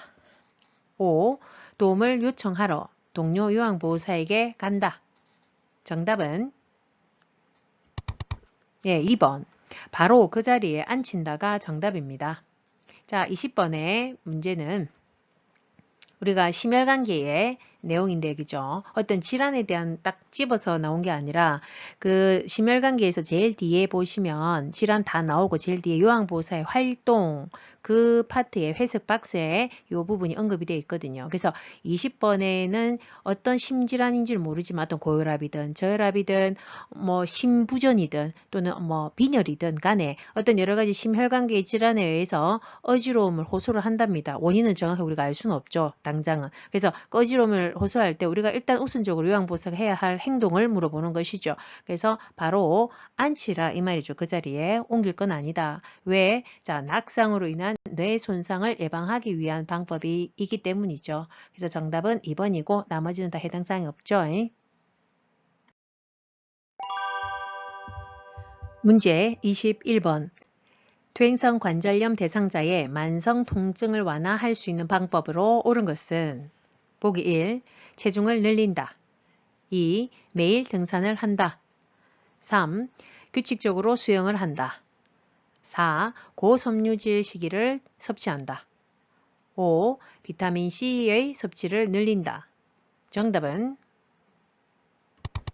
3번 규칙적으로 수영을 한다가 정답입니다. 자, 21번 키워드는 퇴행성 관절염인데요. 자, 퇴행성 관절염은 근골격계 질환에 해당이 됩니다. 자, 그 중에서도 이제 퇴행성 관절염이 잘 나오는 이것도 문제 중에 하나입니다. 자, 그래서 퇴행성 관절염 중에서도 여기 지금 문제의 핵심은 만성 통증을 완화시키기 위한 돕는 방법을 지금 물어보는 것이죠. 자, 그래서 정답은 3번이다. 자, 수영이 우리 퇴행성 관절염에 가장 도움이 되는 운동이라고 했죠. 무작정 막 무리한 운동을 하는 건 아닙니다. 그래서 체중이 부하되는 운동을 해서는 안 된다 이랬잖아요. 그죠? 그래서 가장 좋은 것은 수영이고 그 다음에 더 추가적으로 보면 평평한 흙길 되도록이면 시멘트라든지 딱딱한 바닥보다는 흙길을 걸어야 충격이 좀 더 완화되겠죠. 그래서 흙길을 걷는 거. 그 다음에 체조라도 뭐 엄청난 덤블링을 하시라는 게 아니라 좀 스트레칭 이런 정도를 해야 된다 이렇게 보시면 어쨌든 무릎에 관절에 무리가 가지 않는 운동을 해야 되는 거죠. 자, 1번에 보시면 체중을 늘린다. 오히려 늘리면 안 된다고 했다. 그죠? 체중 부하가 되면 또 통증이 유발될 수 있죠. 그래서 체중을 오히려 조절해야 되겠죠. 관절 부담을 줄이기 위해서. 2번 매일 등산한다. 이 등산은 뭐 무릎에 아주 또 무리가 많이 가죠. 올라가는 것도 힘들고 내려올 때는 더더욱 무릎에 힘이 가죠. 무리가 가죠. 자, 그래서 매일 등산하는 것보다는 아까 말했듯이 뭐 수영, 뭐 흙길 걷기 정도가 좋고, 자, 더 추가를 한다면 통증 완화를 위해서는 우리가 물리치료 이런 것들이 이루어지죠. 자, 그 중에서도 이제 온냉요법. 우리가 지금 이거는 이제 만성 통증이라 했으니까 이럴 때는 온이 좋고, 그죠? 뜨뜨드리한 거, 온. 그 다음에 만약에 급성으로 또 막 염증이 심해가지고 무릎에 부어오르고 할 때는 우리가 뭘 해야 됩니까? 그럴 때는 염증이 심하기 때문에 냉요법을 해줘야 되죠. 그리고 그렇게 하고 그다음에 마사지 이런 것도 해당이 되고요. 그리고 근육을 강화시키는 관절 운동이 좋다. 그걸 어디서 물 안에서 하는 수영으로 인해서 하면서 근육을 강화시키는 게 가장 유리하다. 그죠? 또 아주 심할 때는 결국 어쩝니까? 통증이 너무 심해. 그럴 땐 결국은 수술을 할 수밖에 없죠. 인공관절 지원술을 시행을 한다. 보시면 되겠습니다. 그 다음에 4번, 5번은 뭐 시기에 대한 부분은 만성 통증의 직접적인 뭐 영향이라고 할 수는 없죠. 자, 그래서 고섬유 시기를 먹으면 좋긴 하겠죠. 뭐 변비를 완화해가지고 뭐 체중 같은 걸 또 줄일 수도 있고 하니까 좋긴 한데 뭐 직접적인 뭐 방법은 아닌 거죠. 자, 5번에 참고로 보시면 비타민 C 말고 우리 비타민 D를 어디에 섭취하라 했죠. 자, 근골격계 질환 중에서도 어디, 자, 골다공증에서, 그죠? 바이타민 D를 섭취를 권장한다 했죠. 칼슘 섭취도 또 칼슘의 흡수를 돕기 위해서 비타민 D 섭취도 격려해야 된다. 이렇게 정리를 좀 해두십시오. 문제 22번. 피부 건조증 대상자를 돕는 방법으로 옳은 것은 보기 1. 모직물로 만들어진 의복을 입힌다. 2. 실내 습도는 20% 정도로 유지한다. 3. 실내 온도는 30도씨 이상으로 유지한다. 4. 때를 자주 밀어 피부를 청결하게 한다. 5. 샤워 후 물기가 남아있을 때 보습제를 바른다. 정답은 네, 5번. 샤워 후 물기가 남아있을 때 보습제를 바른다가 정답입니다. 자, 22번은 자, 피부 건조증은 자, 말 그대로 피부계 질환의 하나다. 그죠? 자, 그 중에서도 좀 피부계에서 잘 나오는 문제이죠. 질환이다 보니까 좀 기억을 해 두시면 됩니다. 자, 그래서 5번에 보시면 물기가 어느 정도 남아있을 때 너무 물기를 빡빡 닦지 말고 어떻게 물기를 가볍게 또도도독 두드려서 그냥 약하게 말려주고 그 다음에 물기가 조금 남아있을 때 보습제를 발라준다. 뭐 로션 같은 걸 바르는 게 더 촉촉하게 유지가 된다. 이렇게 보시면 되죠. 자, 1번에 모직물로 만들어진 의복을 입힌다. 자, 모직물은 피부에 좀 자극이 될 수 있죠. 또 까칠까칠할 수도 있고 그래서 모직물은 아니죠. 주로 우리 보통 면 제품이죠. 면. 이런 것들 사용하는 게 좋죠. 2번, 실내 습도는 20%를 유지한다. 자, 실내 습도는 우리 적정한 실내 습도 아신다, 그죠? 너무 높아도 너무 낮아도 다 자극이 됩니다. 자, 그래서 가습기를 사용해서 습도를 조절하는 것이 맞고, 그죠? 특히 건조한 언제 겨울에는 특히나 그렇죠. 자, 그래서 항상 그 적정한 습도는 40%에서 60% 정도다. 이렇게 아시면 되죠. 3번에 실내 온도는 30도씨 이상을 유지한 30도씨면 굉장히 높은 건데 그죠? 그러면 더 또 피부에 건조가 오겠네요. 그죠? 자, 그래서 실내 온도가 겨울에는 그러니까 외부 실외와 실내가 차이가 많이 안 나야 되죠. 온도차가. 그래서 겨울에는 18에서 22도씨 정도. 자, 여름은 22에서 25도씨 정도를 유지하는 것이 가장 쾌적하고 피부에도 좋죠. 자, 4번. 때를 자주 밀어 피부를 청결하게 한다. 자, 때를 자주 밀면 안 된다 했죠. 각질이 너무 벗겨지면 자, 각질은 우리 피부의 가장 거층을 보호하는 거죠. 커버하고 있는데 자, 우리 피부의 수분을 이렇게 막아주는 이렇게 딱 저장할 수 있도록 막아주는 방어 역할을 하는데 그 각질을 다 때를 밀어 없애버리면 오히려 우리 피부에 수분이 증발되기 때문에 피부 건조증은 더 심해지죠. 그래서 너무 자주 샤워하는 것도 안 좋고 때 미는 것은 더더욱 안 좋다. 이렇게 보시면 됩니다. 그래서 우리가 통목욕이나 이런 거 피부 우리 목욕 시간 할 때도 통목욕 안에서는 5분 정도 하고 전체 목욕 시간도 20분에서 30분 정도로 그렇게 길게 해서는 안 된다고 되어 있습니다. 문제 23번. 뇌에 혈액을 공급하는 혈관이 막히거나 터졌을 때 나타날 수 있는 증상은 보기 1.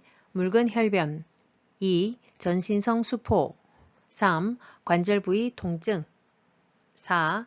몸의 균형 감각 상실 5. 가래가 나오는 기침. 정답은 네, 4번 몸의 균형 감각 상실입니다. 자, 23번의 키워드는 뇌 혈관이 막히거나 터졌을 때의 증상인데, 자, 이것을 우리가 일명 뇌졸중이라고 얘기를 하죠. 자, 뇌 혈관이 막힌 것은 뇌경색, 터졌다면 뇌출혈, 이것을 다 포함한 것이 뇌졸중이라고 우리 얘기를 하죠. 자, 그러면 뇌졸중 우리가 자, 신경계의 질환의 대표적인 거다기죠. 자, 잘 나오는 부분이죠. 뇌졸중이 더 신경계 중에서는. 자, 그래서 증상이 원체 다양하죠. 우리 교재에 언급되어 있듯이 자, 한번 정리를 한번 해보자면요. 뇌졸중의 증상은 아주 다양한데 좀 요약을 해봤습니다. 자, 일단 우리가 대표적인 증상은 자, 오른쪽 뇌가 뇌졸중이 발생됐을 때는 왼쪽으로 반대쪽의 편마비 그러면 오른쪽은 발생이 되면 왼쪽 편마비, 그 다음에 왼쪽에 뇌졸중이 발생되면 오른쪽 편마비 이렇게 알고 계시죠. 그렇죠. 왜냐면 우리 뇌에 우리가 뇌가 이렇게 있고 이따 치고 그죠. 그림을 조금 애매모호하게 그려보겠습니다. 잘 그리진 않지만 여기 뇌줄기가 이렇게 있거든요. 자, 뇌줄기. 그죠? 여기 뇌줄기가 보면 여기가 중뇌, 여기 교뇌, 요 밑에가 연수라고 하는 부위가 있습니다. 아주 중요한 연수, 연수.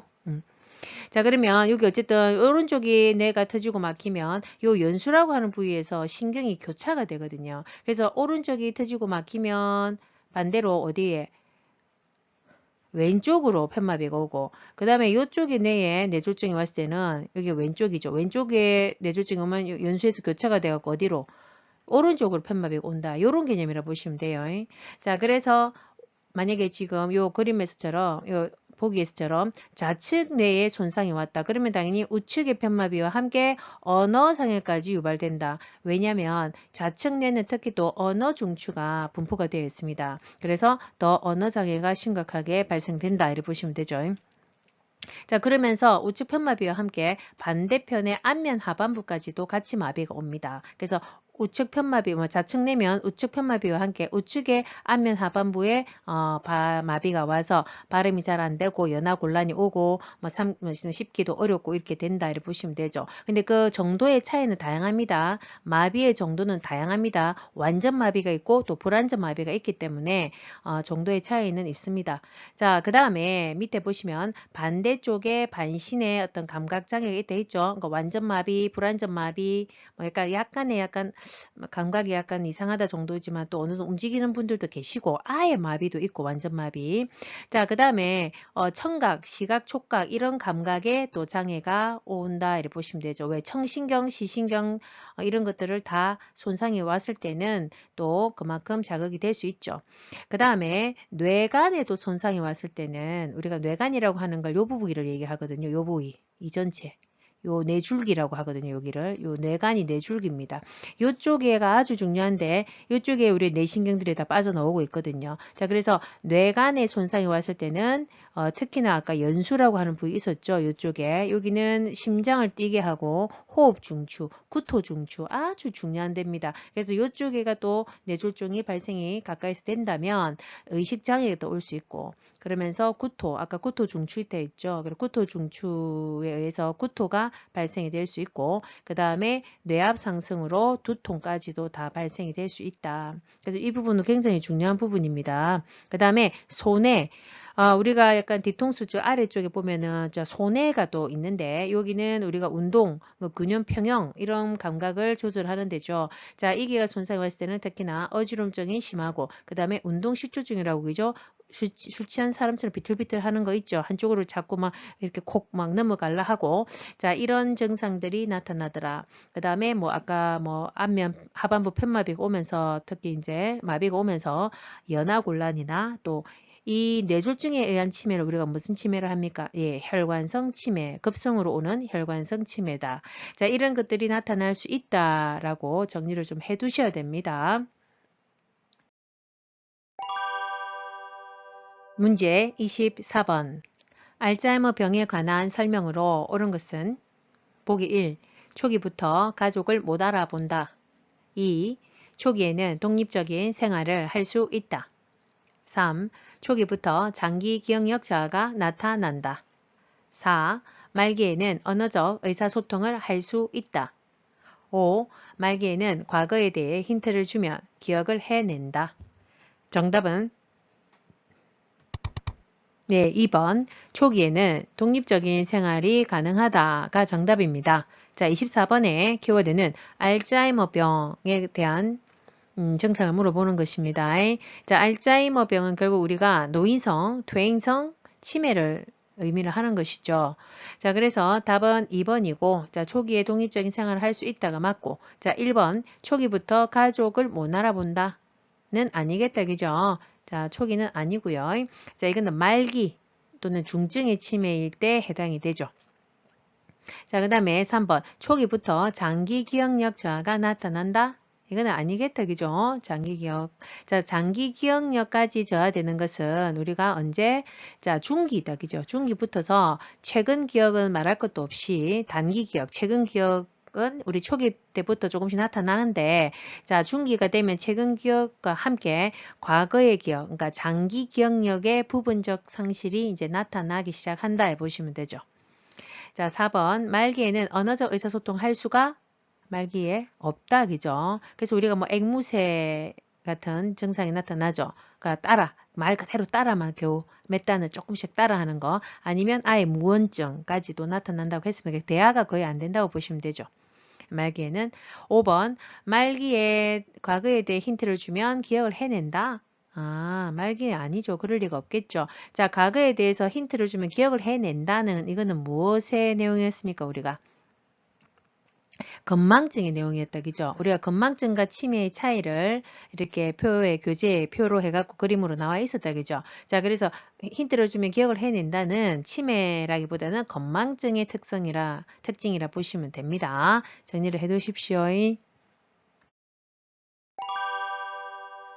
문제 25번. 노화로 인한 내분비계 변화로 옳은 것은 보기 1. 기초대사율 감소 2. 콜레스테롤 수치 감소 3. 인슐린 분비량 증가 4. 포도당 대사능력 증가 5. 갑상샘 호르몬 분비량 증가. 정답은 네, 1번 기초대사율 감소가 정답입니다. 자, 25번의 키워드는 내분비계인데요. 자, 이거는 말 그대로 내분비계의 내용인데 키워드는 내분비계의 어떤 질환 하나가 아닌 노화로 인한 내분비계의 전체적인 일반적인 변화를 지금 물어보는 것입니다. 자, 그래서 1번이 답이고, 자, 기초대사율이 감소되는 것은 우리가 무엇 때문에 근육량의 감소로 우리가 나이가 들면 들수록 우리가 한 21, 2살까지는 성장 호르몬이 피크로 분비가 되는데 그 이후로는 서서히 이제 나이가 들면서 근육량이 줄어들거든요. 성장 호르몬이 줄어들고 하면서 근골격계가 발달이 안 되죠. 자, 그러다 보면 우리가 근육량이 감소되면 대사될 게 없죠. 감소되어 입맛도 없고 밥맛도 없고 힘도 없고 이리 된다. 이렇게 보시면 되죠. 자, 2번 콜레스테롤 수치가 감소된다가 아니라 오히려 증가한다. 이렇게 보시면 되죠. 자, 그 이유는 여성 호르몬의 감소와 관련이 있죠. 여성 호르몬의 기능 중에 자, 지방 분해 기능이 있죠. 그래서 그 여성 호르몬이 감소가 되다 보니까 지방 분해가 잘 되지 않아서 콜레스테롤이 상승할 확률이 높다. 자, 3번 인슐린 분비량이 또 이것도 그죠.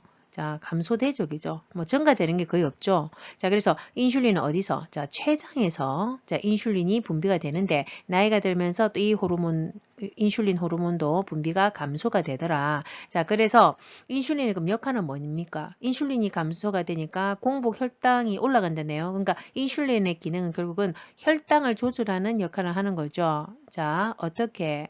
자, 이 혈관이 있고 요 안에 우리가 식사를 하면 밥을 먹으면 포도당이 올라가겠죠. 그러면 요 주위에 있는 요 세포들이 있다고 보고 그죠? 요 세포들이만 있으면 이 혈중에 있는 포도당이 어디로 들어가게끔 합니까? 이 인슐린이 분비가 됨으로써 자, 이 세포 안으로 들어가게끔 하는 역할을 한다 이 말이죠. 그래서 혈중에 있는 당을 어떻게 하는 거 떨어뜨려서 조절을 하는 게다 보시면 되죠. 우리가 밥을 먹으면 당이 올라가겠죠, 당연히. 그러면 인슐린이 분비돼서 요 혈중에 있는 당을 어디로 자, 세포 안으로 들어가게 해서 혈당을 조절한다. 자, 근데 인슐린이 제일 잘 분비가 안 되니까 잘 못 들어가니까 세포 안으로 당이 공복 시 혈당이 아무래도 올라가더라 이렇게 보시면 되죠. 자, 4번 포도당 대사 능력 또한도 어찌 됩니까? 감소됩니다.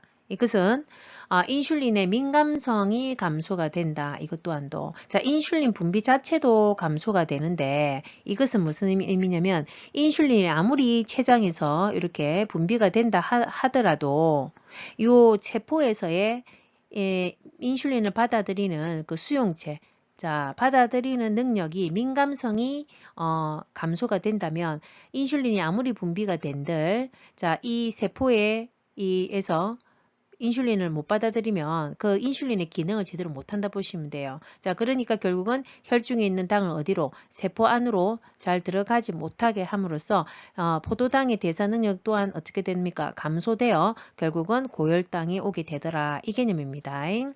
자, 5번 갑상샘 호르몬 분비량이 어찌된다. 이것도 뭐 증가할 리는 없고 감소한다. 자, 나이가 들면서 또 갑상선 자체의 크기도 또 줄어들고 갑상선 그럼으로써 분비량도 호르몬의 분비량도 감소된다. 그래서 우리가 늘 쉽게 피곤하고 목소리도 쉬고 막 멍 같은 것도 조금씩 잘 들고 우울증도 오고 혈액순환도 많이 안 되고 이런 것들이 갑상선 기능이 분비량이 줄어들면 이런 증상들이 좀 나타나죠. 자, 전반적인 걸 좀 정리를 해 두시면 됩니다. 문제 26번 노인 우울증의 특징으로 옳은 것은 보기 1. 밤에 숙면을 취한다. 2. 증상이 명확하게 나타난다. 3. 주변에 대한 관심이 많아진다. 4. 친근한 물건에 대한 애착이 증가한다. 5. 두통, 소화불량 등 신체 증상을 호소한다. 정답은 네, 5번. 두통, 소화불량 등 신체 증상을 같이 호소한다가 정답입니다. 자, 26번 우울증은 우리가 질환 중에서도 심리정신계 질환에 해당이 됩니다. 우리 교재에 우울증이랑 선망 두 가지가 나와 있죠. 자, 그래서 우울증의 특징을 지금 물어보는 것이고 답은 5번입니다. 자, 신체 증상을 호소하고 자, 1번에 보시면 밤에 숙면을 취한다. 자, 숙면을 잘 못 취하죠. 그래서 불면 맨날 며칠 잠을 못 주무시거나 또는 막 맨날 며칠 잠을 못 주무시다가 또 며칠은 또 깨어도 안 일어나지게 막 과도한 또 숙면을 또 발생이 되거나 이렇습니다. 자, 2번 증상이 명확하게 나타난다. 자, 명확하면 더 확실해서 우리가 우울증이다 해가지고 병원에 진료를 받으러 가고 할 낀데 자, 증상이 잘 드러나지가 않다 보니까 발견하기도 어렵고 그래서 치료하는 것까지도 더 어렵다 보시면 되죠. 3번 주변에 대한 관심이 많아진다. 자, 관심이 있다는 것은 이거는 우울증이 아니다, 그죠? 그래서 매사에 무관심합니다. 관심도 없고 무기력하고 즐거움을 모릅니다.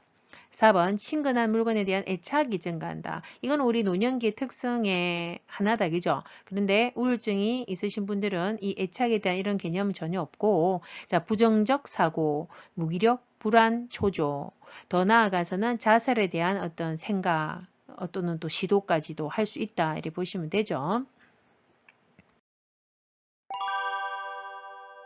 문제 27번 식사를 도울 때 수분을 충분히 섭취하도록 권장해야 하는 질환은 보기 1. 방광염 2. 폐부종 3. 간경화증 4. 신부전증 5. 만성 신부전증 정답은 네, 1번 방광염이 정답입니다. 자, 27번부터는 문제가 자, 우리 요양보호 기초지식 큰 2장에서 자, 세 번째 단원인 건강 증진 및 질병 예방 파트에서 지금 문제가 27번부터 시작이 됩니다. 자, 그 중에서도 우리가 영양 관리, 첫 번째 나오는 영양 관리 부분에서 요 27번이 나오는데요. 자, 27번의 키워드는 수분 섭취를 권장하는 질환을 물어보는 것이죠. 자, 수분 섭취가 노년기에 굉장히 중요한데 금기 사항이 아닌 이상 우리 변비도 마찬가지고 자, 노폐물을 빨리빨리 빼내고 하려면 물을 충분히 마셔야 되거든요. 그래서 되도록이면 마셔야 되는 게 맞고 단 금기사항 제한해야 되는 질환이 또 따로 언급되어 있었죠. 자, 그럴 경우에는 좀 제한을 해야 되고 자, 그래서 답은 1번인데 자, 우리 교재에 나와 있는 내용을 한번 보겠습니다. 수분 섭취를 그러면 권장해야 되는 게 방광염 외에도 자, 어떤 게 있냐면 자, 권장해야 되는 질환은 염증성 비뇨기, 그러니까 비뇨기계 염증성 질환들은 해당이 되죠. 요로감염, 방광염, 자, 전립선염 이런 것들은 다 해당이 된다. 염증이 있을 때는 빨리빨리 수분을 공급을 해서 그 염증, 찌끄레기를 빨리 빼내야 되니까 자, 그래서 먹어야 되고 그리고 호흡기계 염증도 마찬가지죠. 뭐 폐렴, 뭐 기관지염, 기타 등등의 다 호흡기계 질환들도 다 수분 섭취를 권장합니다. 또 가래가 액화가 돼야 되기 때문에 무르게 해야 되기 때문에 물을 충분히 마셔야 됩니다. 그 다음에 고혈압 협심증. 자, 협심증도 우리가 심혈관계가 혈전에 의해서 부분적으로 막힌 거 있죠. 그죠? 자, 그런 경우인데 혈관이 끈끈하고 뭐 고지혈증이 있다든지 이럴 경우에는 당뇨가 있다든지 이럴 경우에는 특히나 수분을 충분히 마셔서 혈전이 많이 생기지 않도록 해야 되겠죠. 자, 그러다 보니까 수분을 섭취하는 것이고 고혈압 같은 경우에도 우리가 혈전에 의해서 이런 혈압이, 그러니까 심장이 제대로 짜주지 못해서 혈압이 올라가는 경우에는 수분을 섭취해야 되는 것이 맞는데 또는 혈압의 또 원인이 혈전에 의해서 오는 것만 아니죠. 동맥 경화 같은 것만 의해서 오는 건 아니고 또 우리 혈액에 우리 내 몸에 수분의 양이 너무나 많아서 또 혈압이 올라가기도 하거든요. 혈액순환량이 너무 많아져도 심장이 짜줘야 되는 게 부담되기 때문에 혈압이 올라갑니다. 자, 그럴 경우에는 우리가 또 반대로 수분을 제한해야 됩니다. 그게 대표적인 게 뭡니까? 요 수분 제한해야 되는 질환 중에 요 심부전에 해당이 됩니다. 자, 그래서 모든 혈압을 고혈압이 있다고 무조건 수분을 섭취해야 되는 게 아니고 혈전 같은 거에 의해서 막혀 있을 때는 그거를 뻑뻑하게 하면 안 되니까 그래서 맑게 묽게 해야 되니까 그때의 혈압에는 수분을 섭취하고 이렇게 기타 다른 또 혈압이 고혈압이 발생되는 요로 질환이 있을 때는 제한하는 것입니다. 자, 그 다음에 또 당뇨인 경우에도 당이 혈중에 당이 올라가 있으니까 빨리 물을 마셔서 자, 희석을 시켜야 되죠. 그래서 혈당을 떨어뜨리기 위해서는 우리가 당뇨에는 수분을 섭취한다. 그래서 당뇨의 우리 대표적인 증상이 다음, 다뇨, 다갈, 뭐 이런 거, 다식 이런 거 있었죠. 자, 그래서 당뇨도 해당이 되고, 수분은 반대로 또 제한해야 되는 질환이 아까 언급했듯이 요 심부전, 심장이 제대로 지금 수축을 짜주지 못하기 때문에 심장에 항상 피가 우렬성 심부전 고여 있거든요. 제대로 야무치 못 짜주니까. 그런데다가 좀 물을 자꾸 벌컥벌컥 마시면 그 혈액순환량이 증가돼서 심장으로 돌아오는 혈액량이 많아지면 심장은 또 더 짜줘야 되기 때문에 엄청나게 무리가 옵니다. 그래서 압이 자꾸 올라갑니다. 자, 그래서 심부전에 안 되고 신부전도 마찬가지고 신장은 우리가 기능이 수분과 전해질을 조절한다 했죠. 또 오줌을 통해서 소변을 통해서 이렇게 노폐물 빼주고 이 소변을 빼줘서 물을 밸런스를 맞춰줘야 되는데 내 몸의 물 수분량을 신부전은 말 그대로 그 소변을 못 만들어내니까 우리가 계속 물을 먹으면 그만큼 빠져나와야 되는데 안 되기 때문에 심장이 결국은 무리가 갑니다. 그래서 신부전과 신부전 이건 다 연결이 되어 있는 질환들이다 보시면 되죠. 그래서 신부전 또한도 함부로 물을 먹어서는 안 되는 질환입니다. 대표적인 요 질환들이 요 두 개입니다. 수분 제한해야 되는 질환. 이런 건 상식적으로 꼭 알아두시면 좋습니다. 그리고 간경화도 마찬가지고 자, 간이 굳어서 딱딱하죠. 딱딱한데 이제 간으로 돌아오는 혈관에 혈액들이 돌아오는데 간이 굳어서 자, 간문맥, 간에 있는 아주 큰 혈관들을 통해서 심장으로 들어오거든요. 피가, 정맥피가. 근데 이제 간이 굳어지면 그 돌아오는 큰 그 혈관, 정맥 혈들이 결국은 돌아왔던 반대로 우리 말초로 혈관으로 역류가 됩니다. 결국 그래서 온몸에 수분이 정체가 되면서 코끼리처럼 부어오르는 이런 증상들이 나타나기 때문에 자, 수분을 제한해야 되고 뭐 부신도 마찬가지고 저 갑상선 이런 것도 뭐 참고하십시오. 문제 28번. 시설 대상자의 숙면을 돕는 방법으로 옳은 것은 보기 1. 시원한 콜라를 제공한다. 2. 수면제를 장기간 복용하게 한다. 3. 취침 전에 고강도 운동을 하게 한다. 4. 옆 대상자가 코를 골면 다른 방으로 옮겨준다. 5. 잠이 오지 않는다고 하면 텔레비전을 시청하게 한다. 정답은 네, 4번. 옆 대상자가 코를 골면 다른 방으로 옮겨준다가 정답입니다. 숙면을 취해야 되니까, 그죠? 환경을 조성을 해줘야 되죠.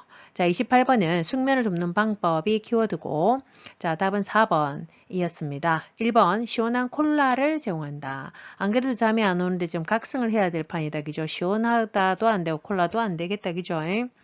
자, 콜라는 이게 또 카페인이다, 그죠? 카페인 음료입니다. 뭐 커피뿐만 아니고 커피 녹차다. 자, 공복감에 의한 불면일 경우에는 뭐 따뜻한 우유를 제공하는 것이 맞고, 자, 나머지 기타는 뭐 카페인 음료, 그 다음에 오후에는 최대한 이제 오후부터는 제한한다 음료를 보시면 됩니다. 자, 그 다음에 2번 수면제를 장기간 복용하게 한다. 자, 장기간 복용하게 되면 또 의존성이 생기겠다. 그죠? 그래서 수면제뿐만 아니라 진정제, 신경안정제 이런 것들 장기 복용은 좀 하지 않는 것이 좋죠. 자, 그 다음에 취침 전에 고강도 운동을 한다. 자, 취침 전에 고강도 운동을 하면 너무 또 각성이 되겠다. 그죠? 그래서 그냥 낮 동안에 햇빛을 쬐면서 산책한다든지 매일 규칙적이고 적절한 양의 운동을 하는 게 맞고, 자, 취침 전에 하는 것은 아닙니다. 자, 5번. 잠이 오지 않는다고 하면 텔레비전을 시청하게 한다. 그럼 더 각성이 되겠다. 그죠? 너무 늦게까지 집중하는 일, TV 시청 같은 것을 하면 더 잠자는 것을 방해할 수 있습니다. 정리하십시오. 문제 29번. 편의점에서 구입할 수 있는 상비약은 보기 1. 항생제 2. 이뇨제 3. 수면제 4. 해열 진통제 5. 혈압 강하제. 정답은 네, 4번. 해열 진통제가 정답입니다. 자, 29번의 키워드는 편의점에서 구입할 수 있는 상비약은 인데, 자, 우리가 상비약, 편의점에서 구입할 수 있는 게 무슨 약이 있는지를 알아야 정말 응급상이 또 병원은 또 문이 열지 않는 상태에서 또 급할 때는 구입을 해서 대상자들이 이용할 수 있어야 되거든요. 그래서 알아두셔야 되죠. 자, 그래서 29번의 답은 4번인데, 자, 뭐 항생제 이런 거 다 이뇨제, 수면제 다 처방받아야 되는 전문 의약품들이다 보면 되죠. 혈압 강하제는 혈압약, 우리 고혈압약이고, 자, 그 다음에 이뇨제 같은 경우에는 우리가 소변 안 나올 때 이뇨, 빼는 우리 몸의 수분량을 또 빼주고 소변을 빼주는 뭐 그런 약이다, 그죠? 자, 이런 것들은 다 전문 의약품이기 때문에 해당 사항 없죠. 그럼 우리 교재에 나와 있는 자, 편의점에서 살 수 있는 약들이 보면 구입해야 되는 비상약이 지금 해열 진통제뿐만 아니라 감기약, 우리 종합감기약 하는 거 있죠. 감기약, 또 소화제, 파스 이런 것들은 편의점에서 구입할 수 있다 보시면 되죠. 저 우리 해열 진통제는 우리가 대표적으로 뭐 타이레놀 하는 그런 거 있죠, 그죠? 타이레놀.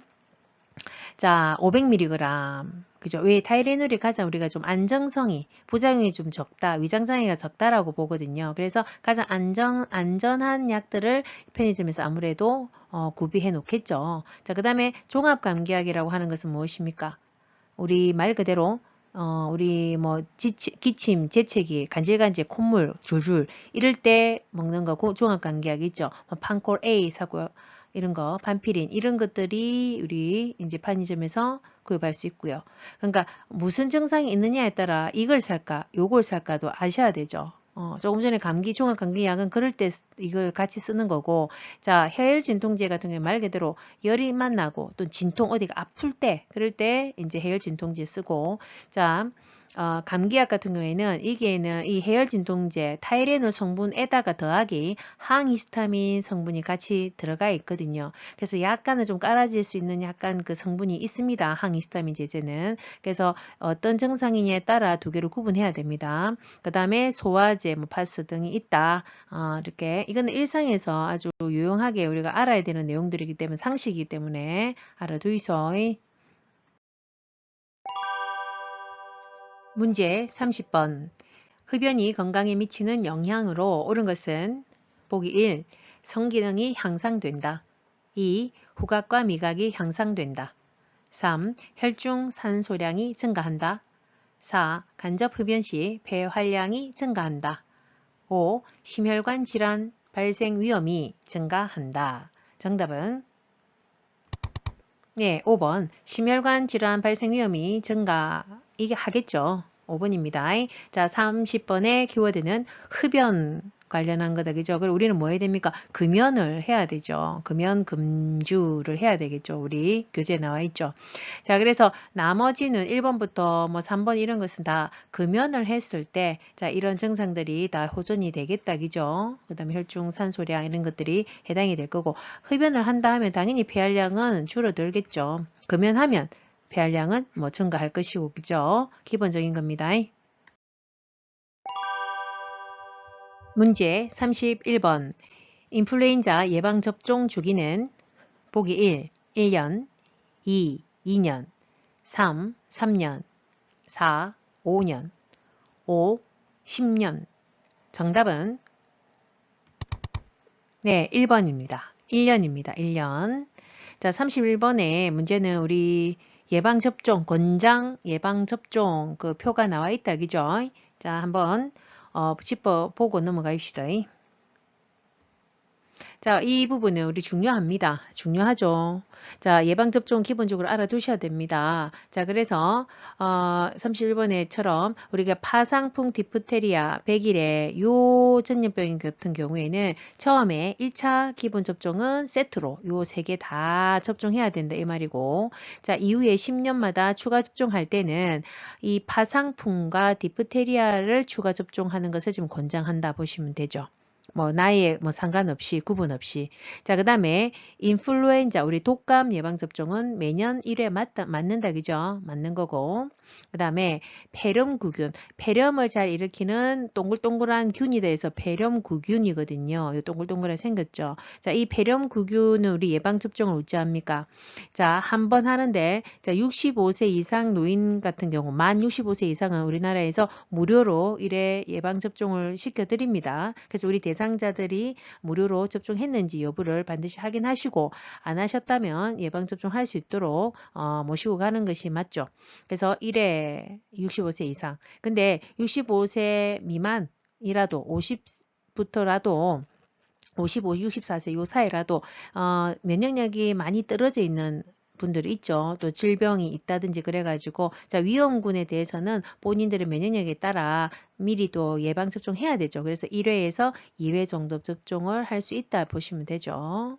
구분하시고, 그리고 대상포진 같은 경우에는 요즘은 이제 계속 백신이 계속 발달이 진전이 돼가지고 1회만 맞으면 뭐 평생 1회만 맞으면 된다라고 되어 있다 그죠? 자, 근데 65세 이상인 경우에도 뭐 당연히 1회만 맞으면 되고, 그 밑에 좀 더 젊더라도 50부터서라도 내 면역력에 따라서 1회를 접종하면 된다 보시면 됩니다. 단 아셔야 되는 것이 대상포진을 예방접종했다고 해서 이제 나는 대상포진 안 걸린다가 아닙니다.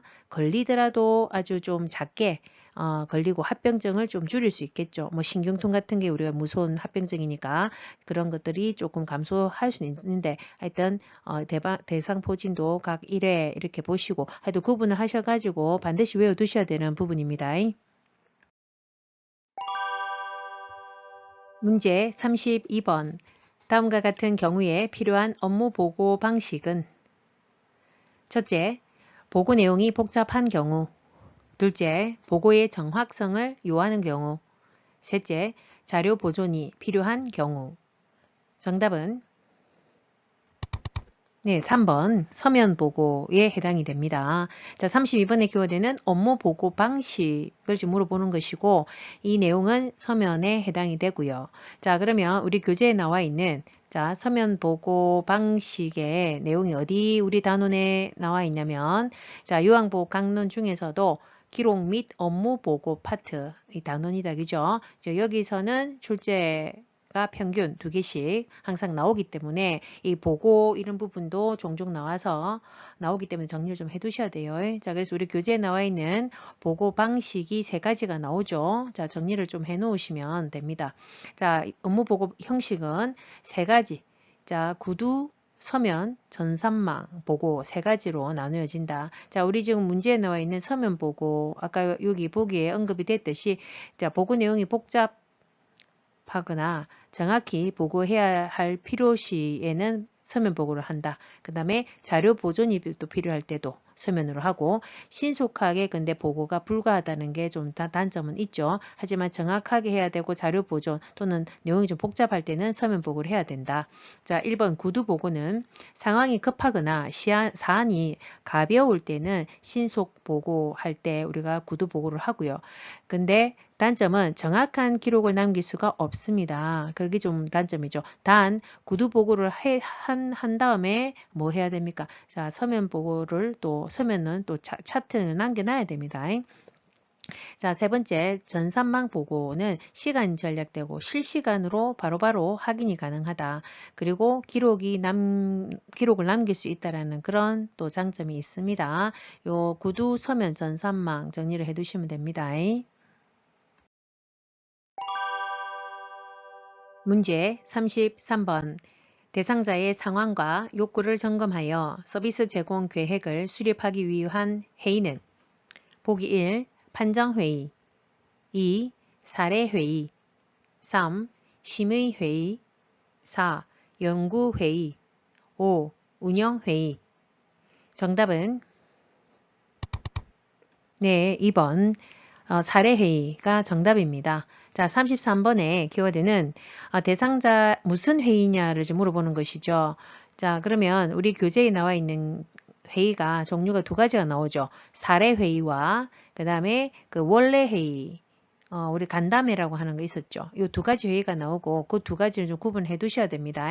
자, 그래서 정답은 여기서는 사례회의이다. 그래서 대상자의 욕구를 점검을 해서 그 서비스 제공하는데 그 계획을 수립할 때 적용해야 되는 거 있죠. 자, 그런 것을 위해서 필요한 회의다 보시면 되죠.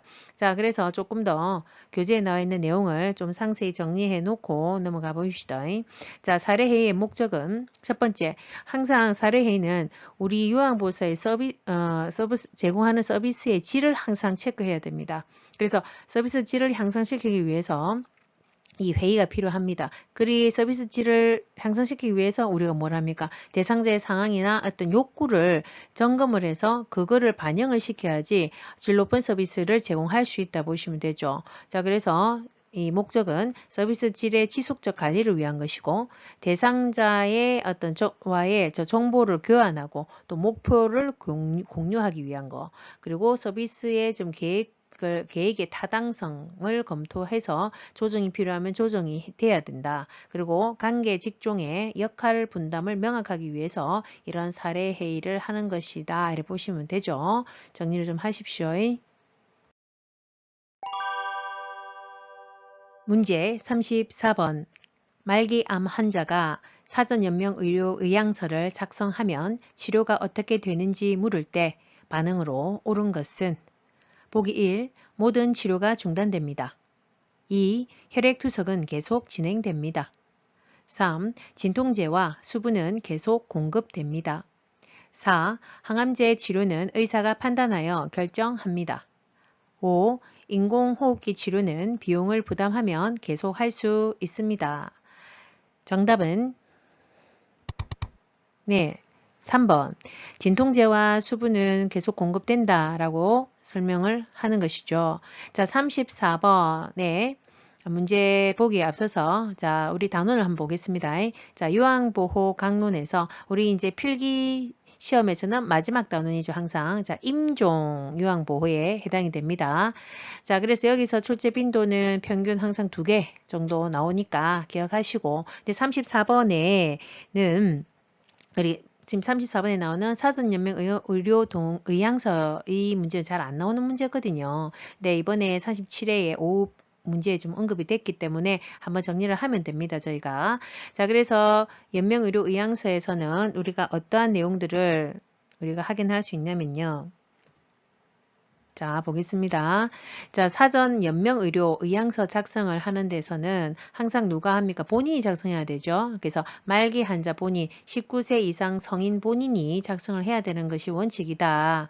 자, 그 다음에 심폐소생술이라든지 혈액투석, 항암제 투여, 인공호흡기 착용 등 이런 아주 중증 환자들을 위한 좀 무거운 이런 치료들은 이런 치료에 있어서는 임종 기간만 연장을 하는 이런 의학적 시술에 대한 의향을 우리가 지금 표시를 체크를 해두는 것입니다. 이 의향서에다가. 그래서 의향이 이런 시술에 대한 의향이 있다, 없다 이렇게 표시를 한다 보시면 되죠.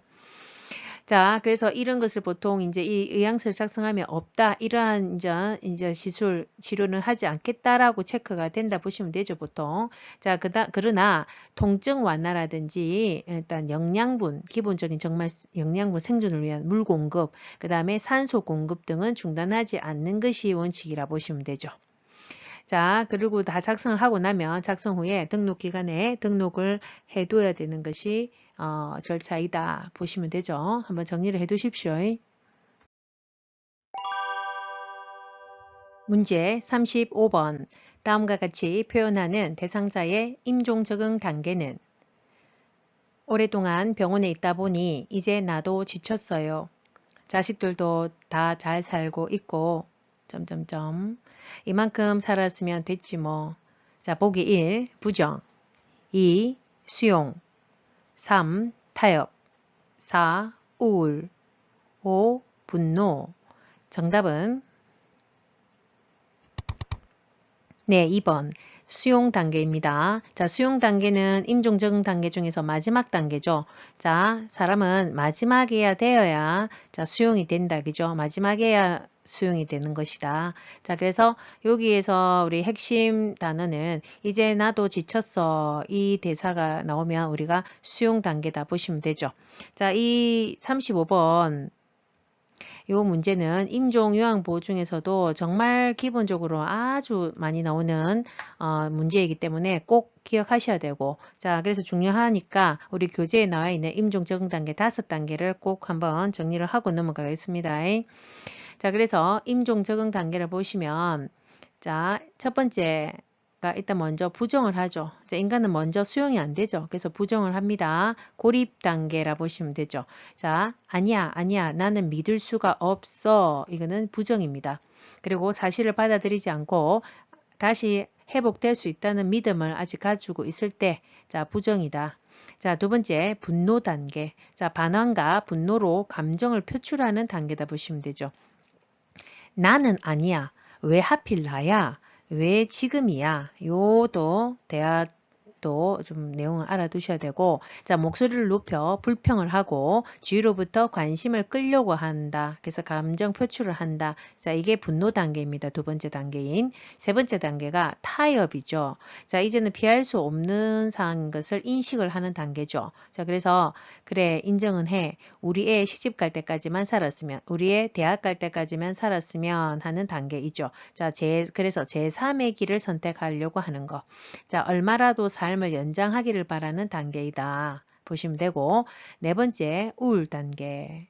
이제 그래도 안 되니까 이제 우울이 옵니다. 자, 회복 가능성이 이제 없다는 것을 인식하는 거죠. 자, 근심과 슬픔을 말로 표현하지는 않고 조용히 있다든지 아니면 눈물만 흘리기도 하든지. 자, 이제 마지막, 인간은 제일 마지막에 대해서 이제 수용을 하죠. 자, 죽음을 수용하는 단계. 자, 이제 나는 지쳤어 하면서 마지막 여생을 정리하는 시간이다. 요렇게 5단계가 있다는 것을 구분하셔야 됩니다. 중요합니다. 자, 그러면 여기까지 어연님들 긴 시간 동안 자, 필기 문제 풀이를 함께 하시느라 고생하셨습니다. 자, 충분히 도움이 되리라 믿습니다. 계속 반복을 하십시오. 자, 그럼 휴식을 좀 취하시고 37회 오후 홀수형 실기 문제 풀이에서 또 보입시다.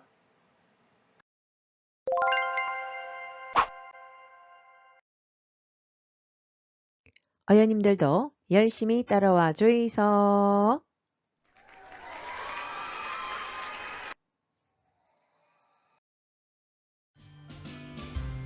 앞으로 다양한 학습 내용을 통해 어연님들과 다시 만날 그 시간까지 우리 모두 두나미스, 두나미스. 구독, 좋아요, 알림 꾹.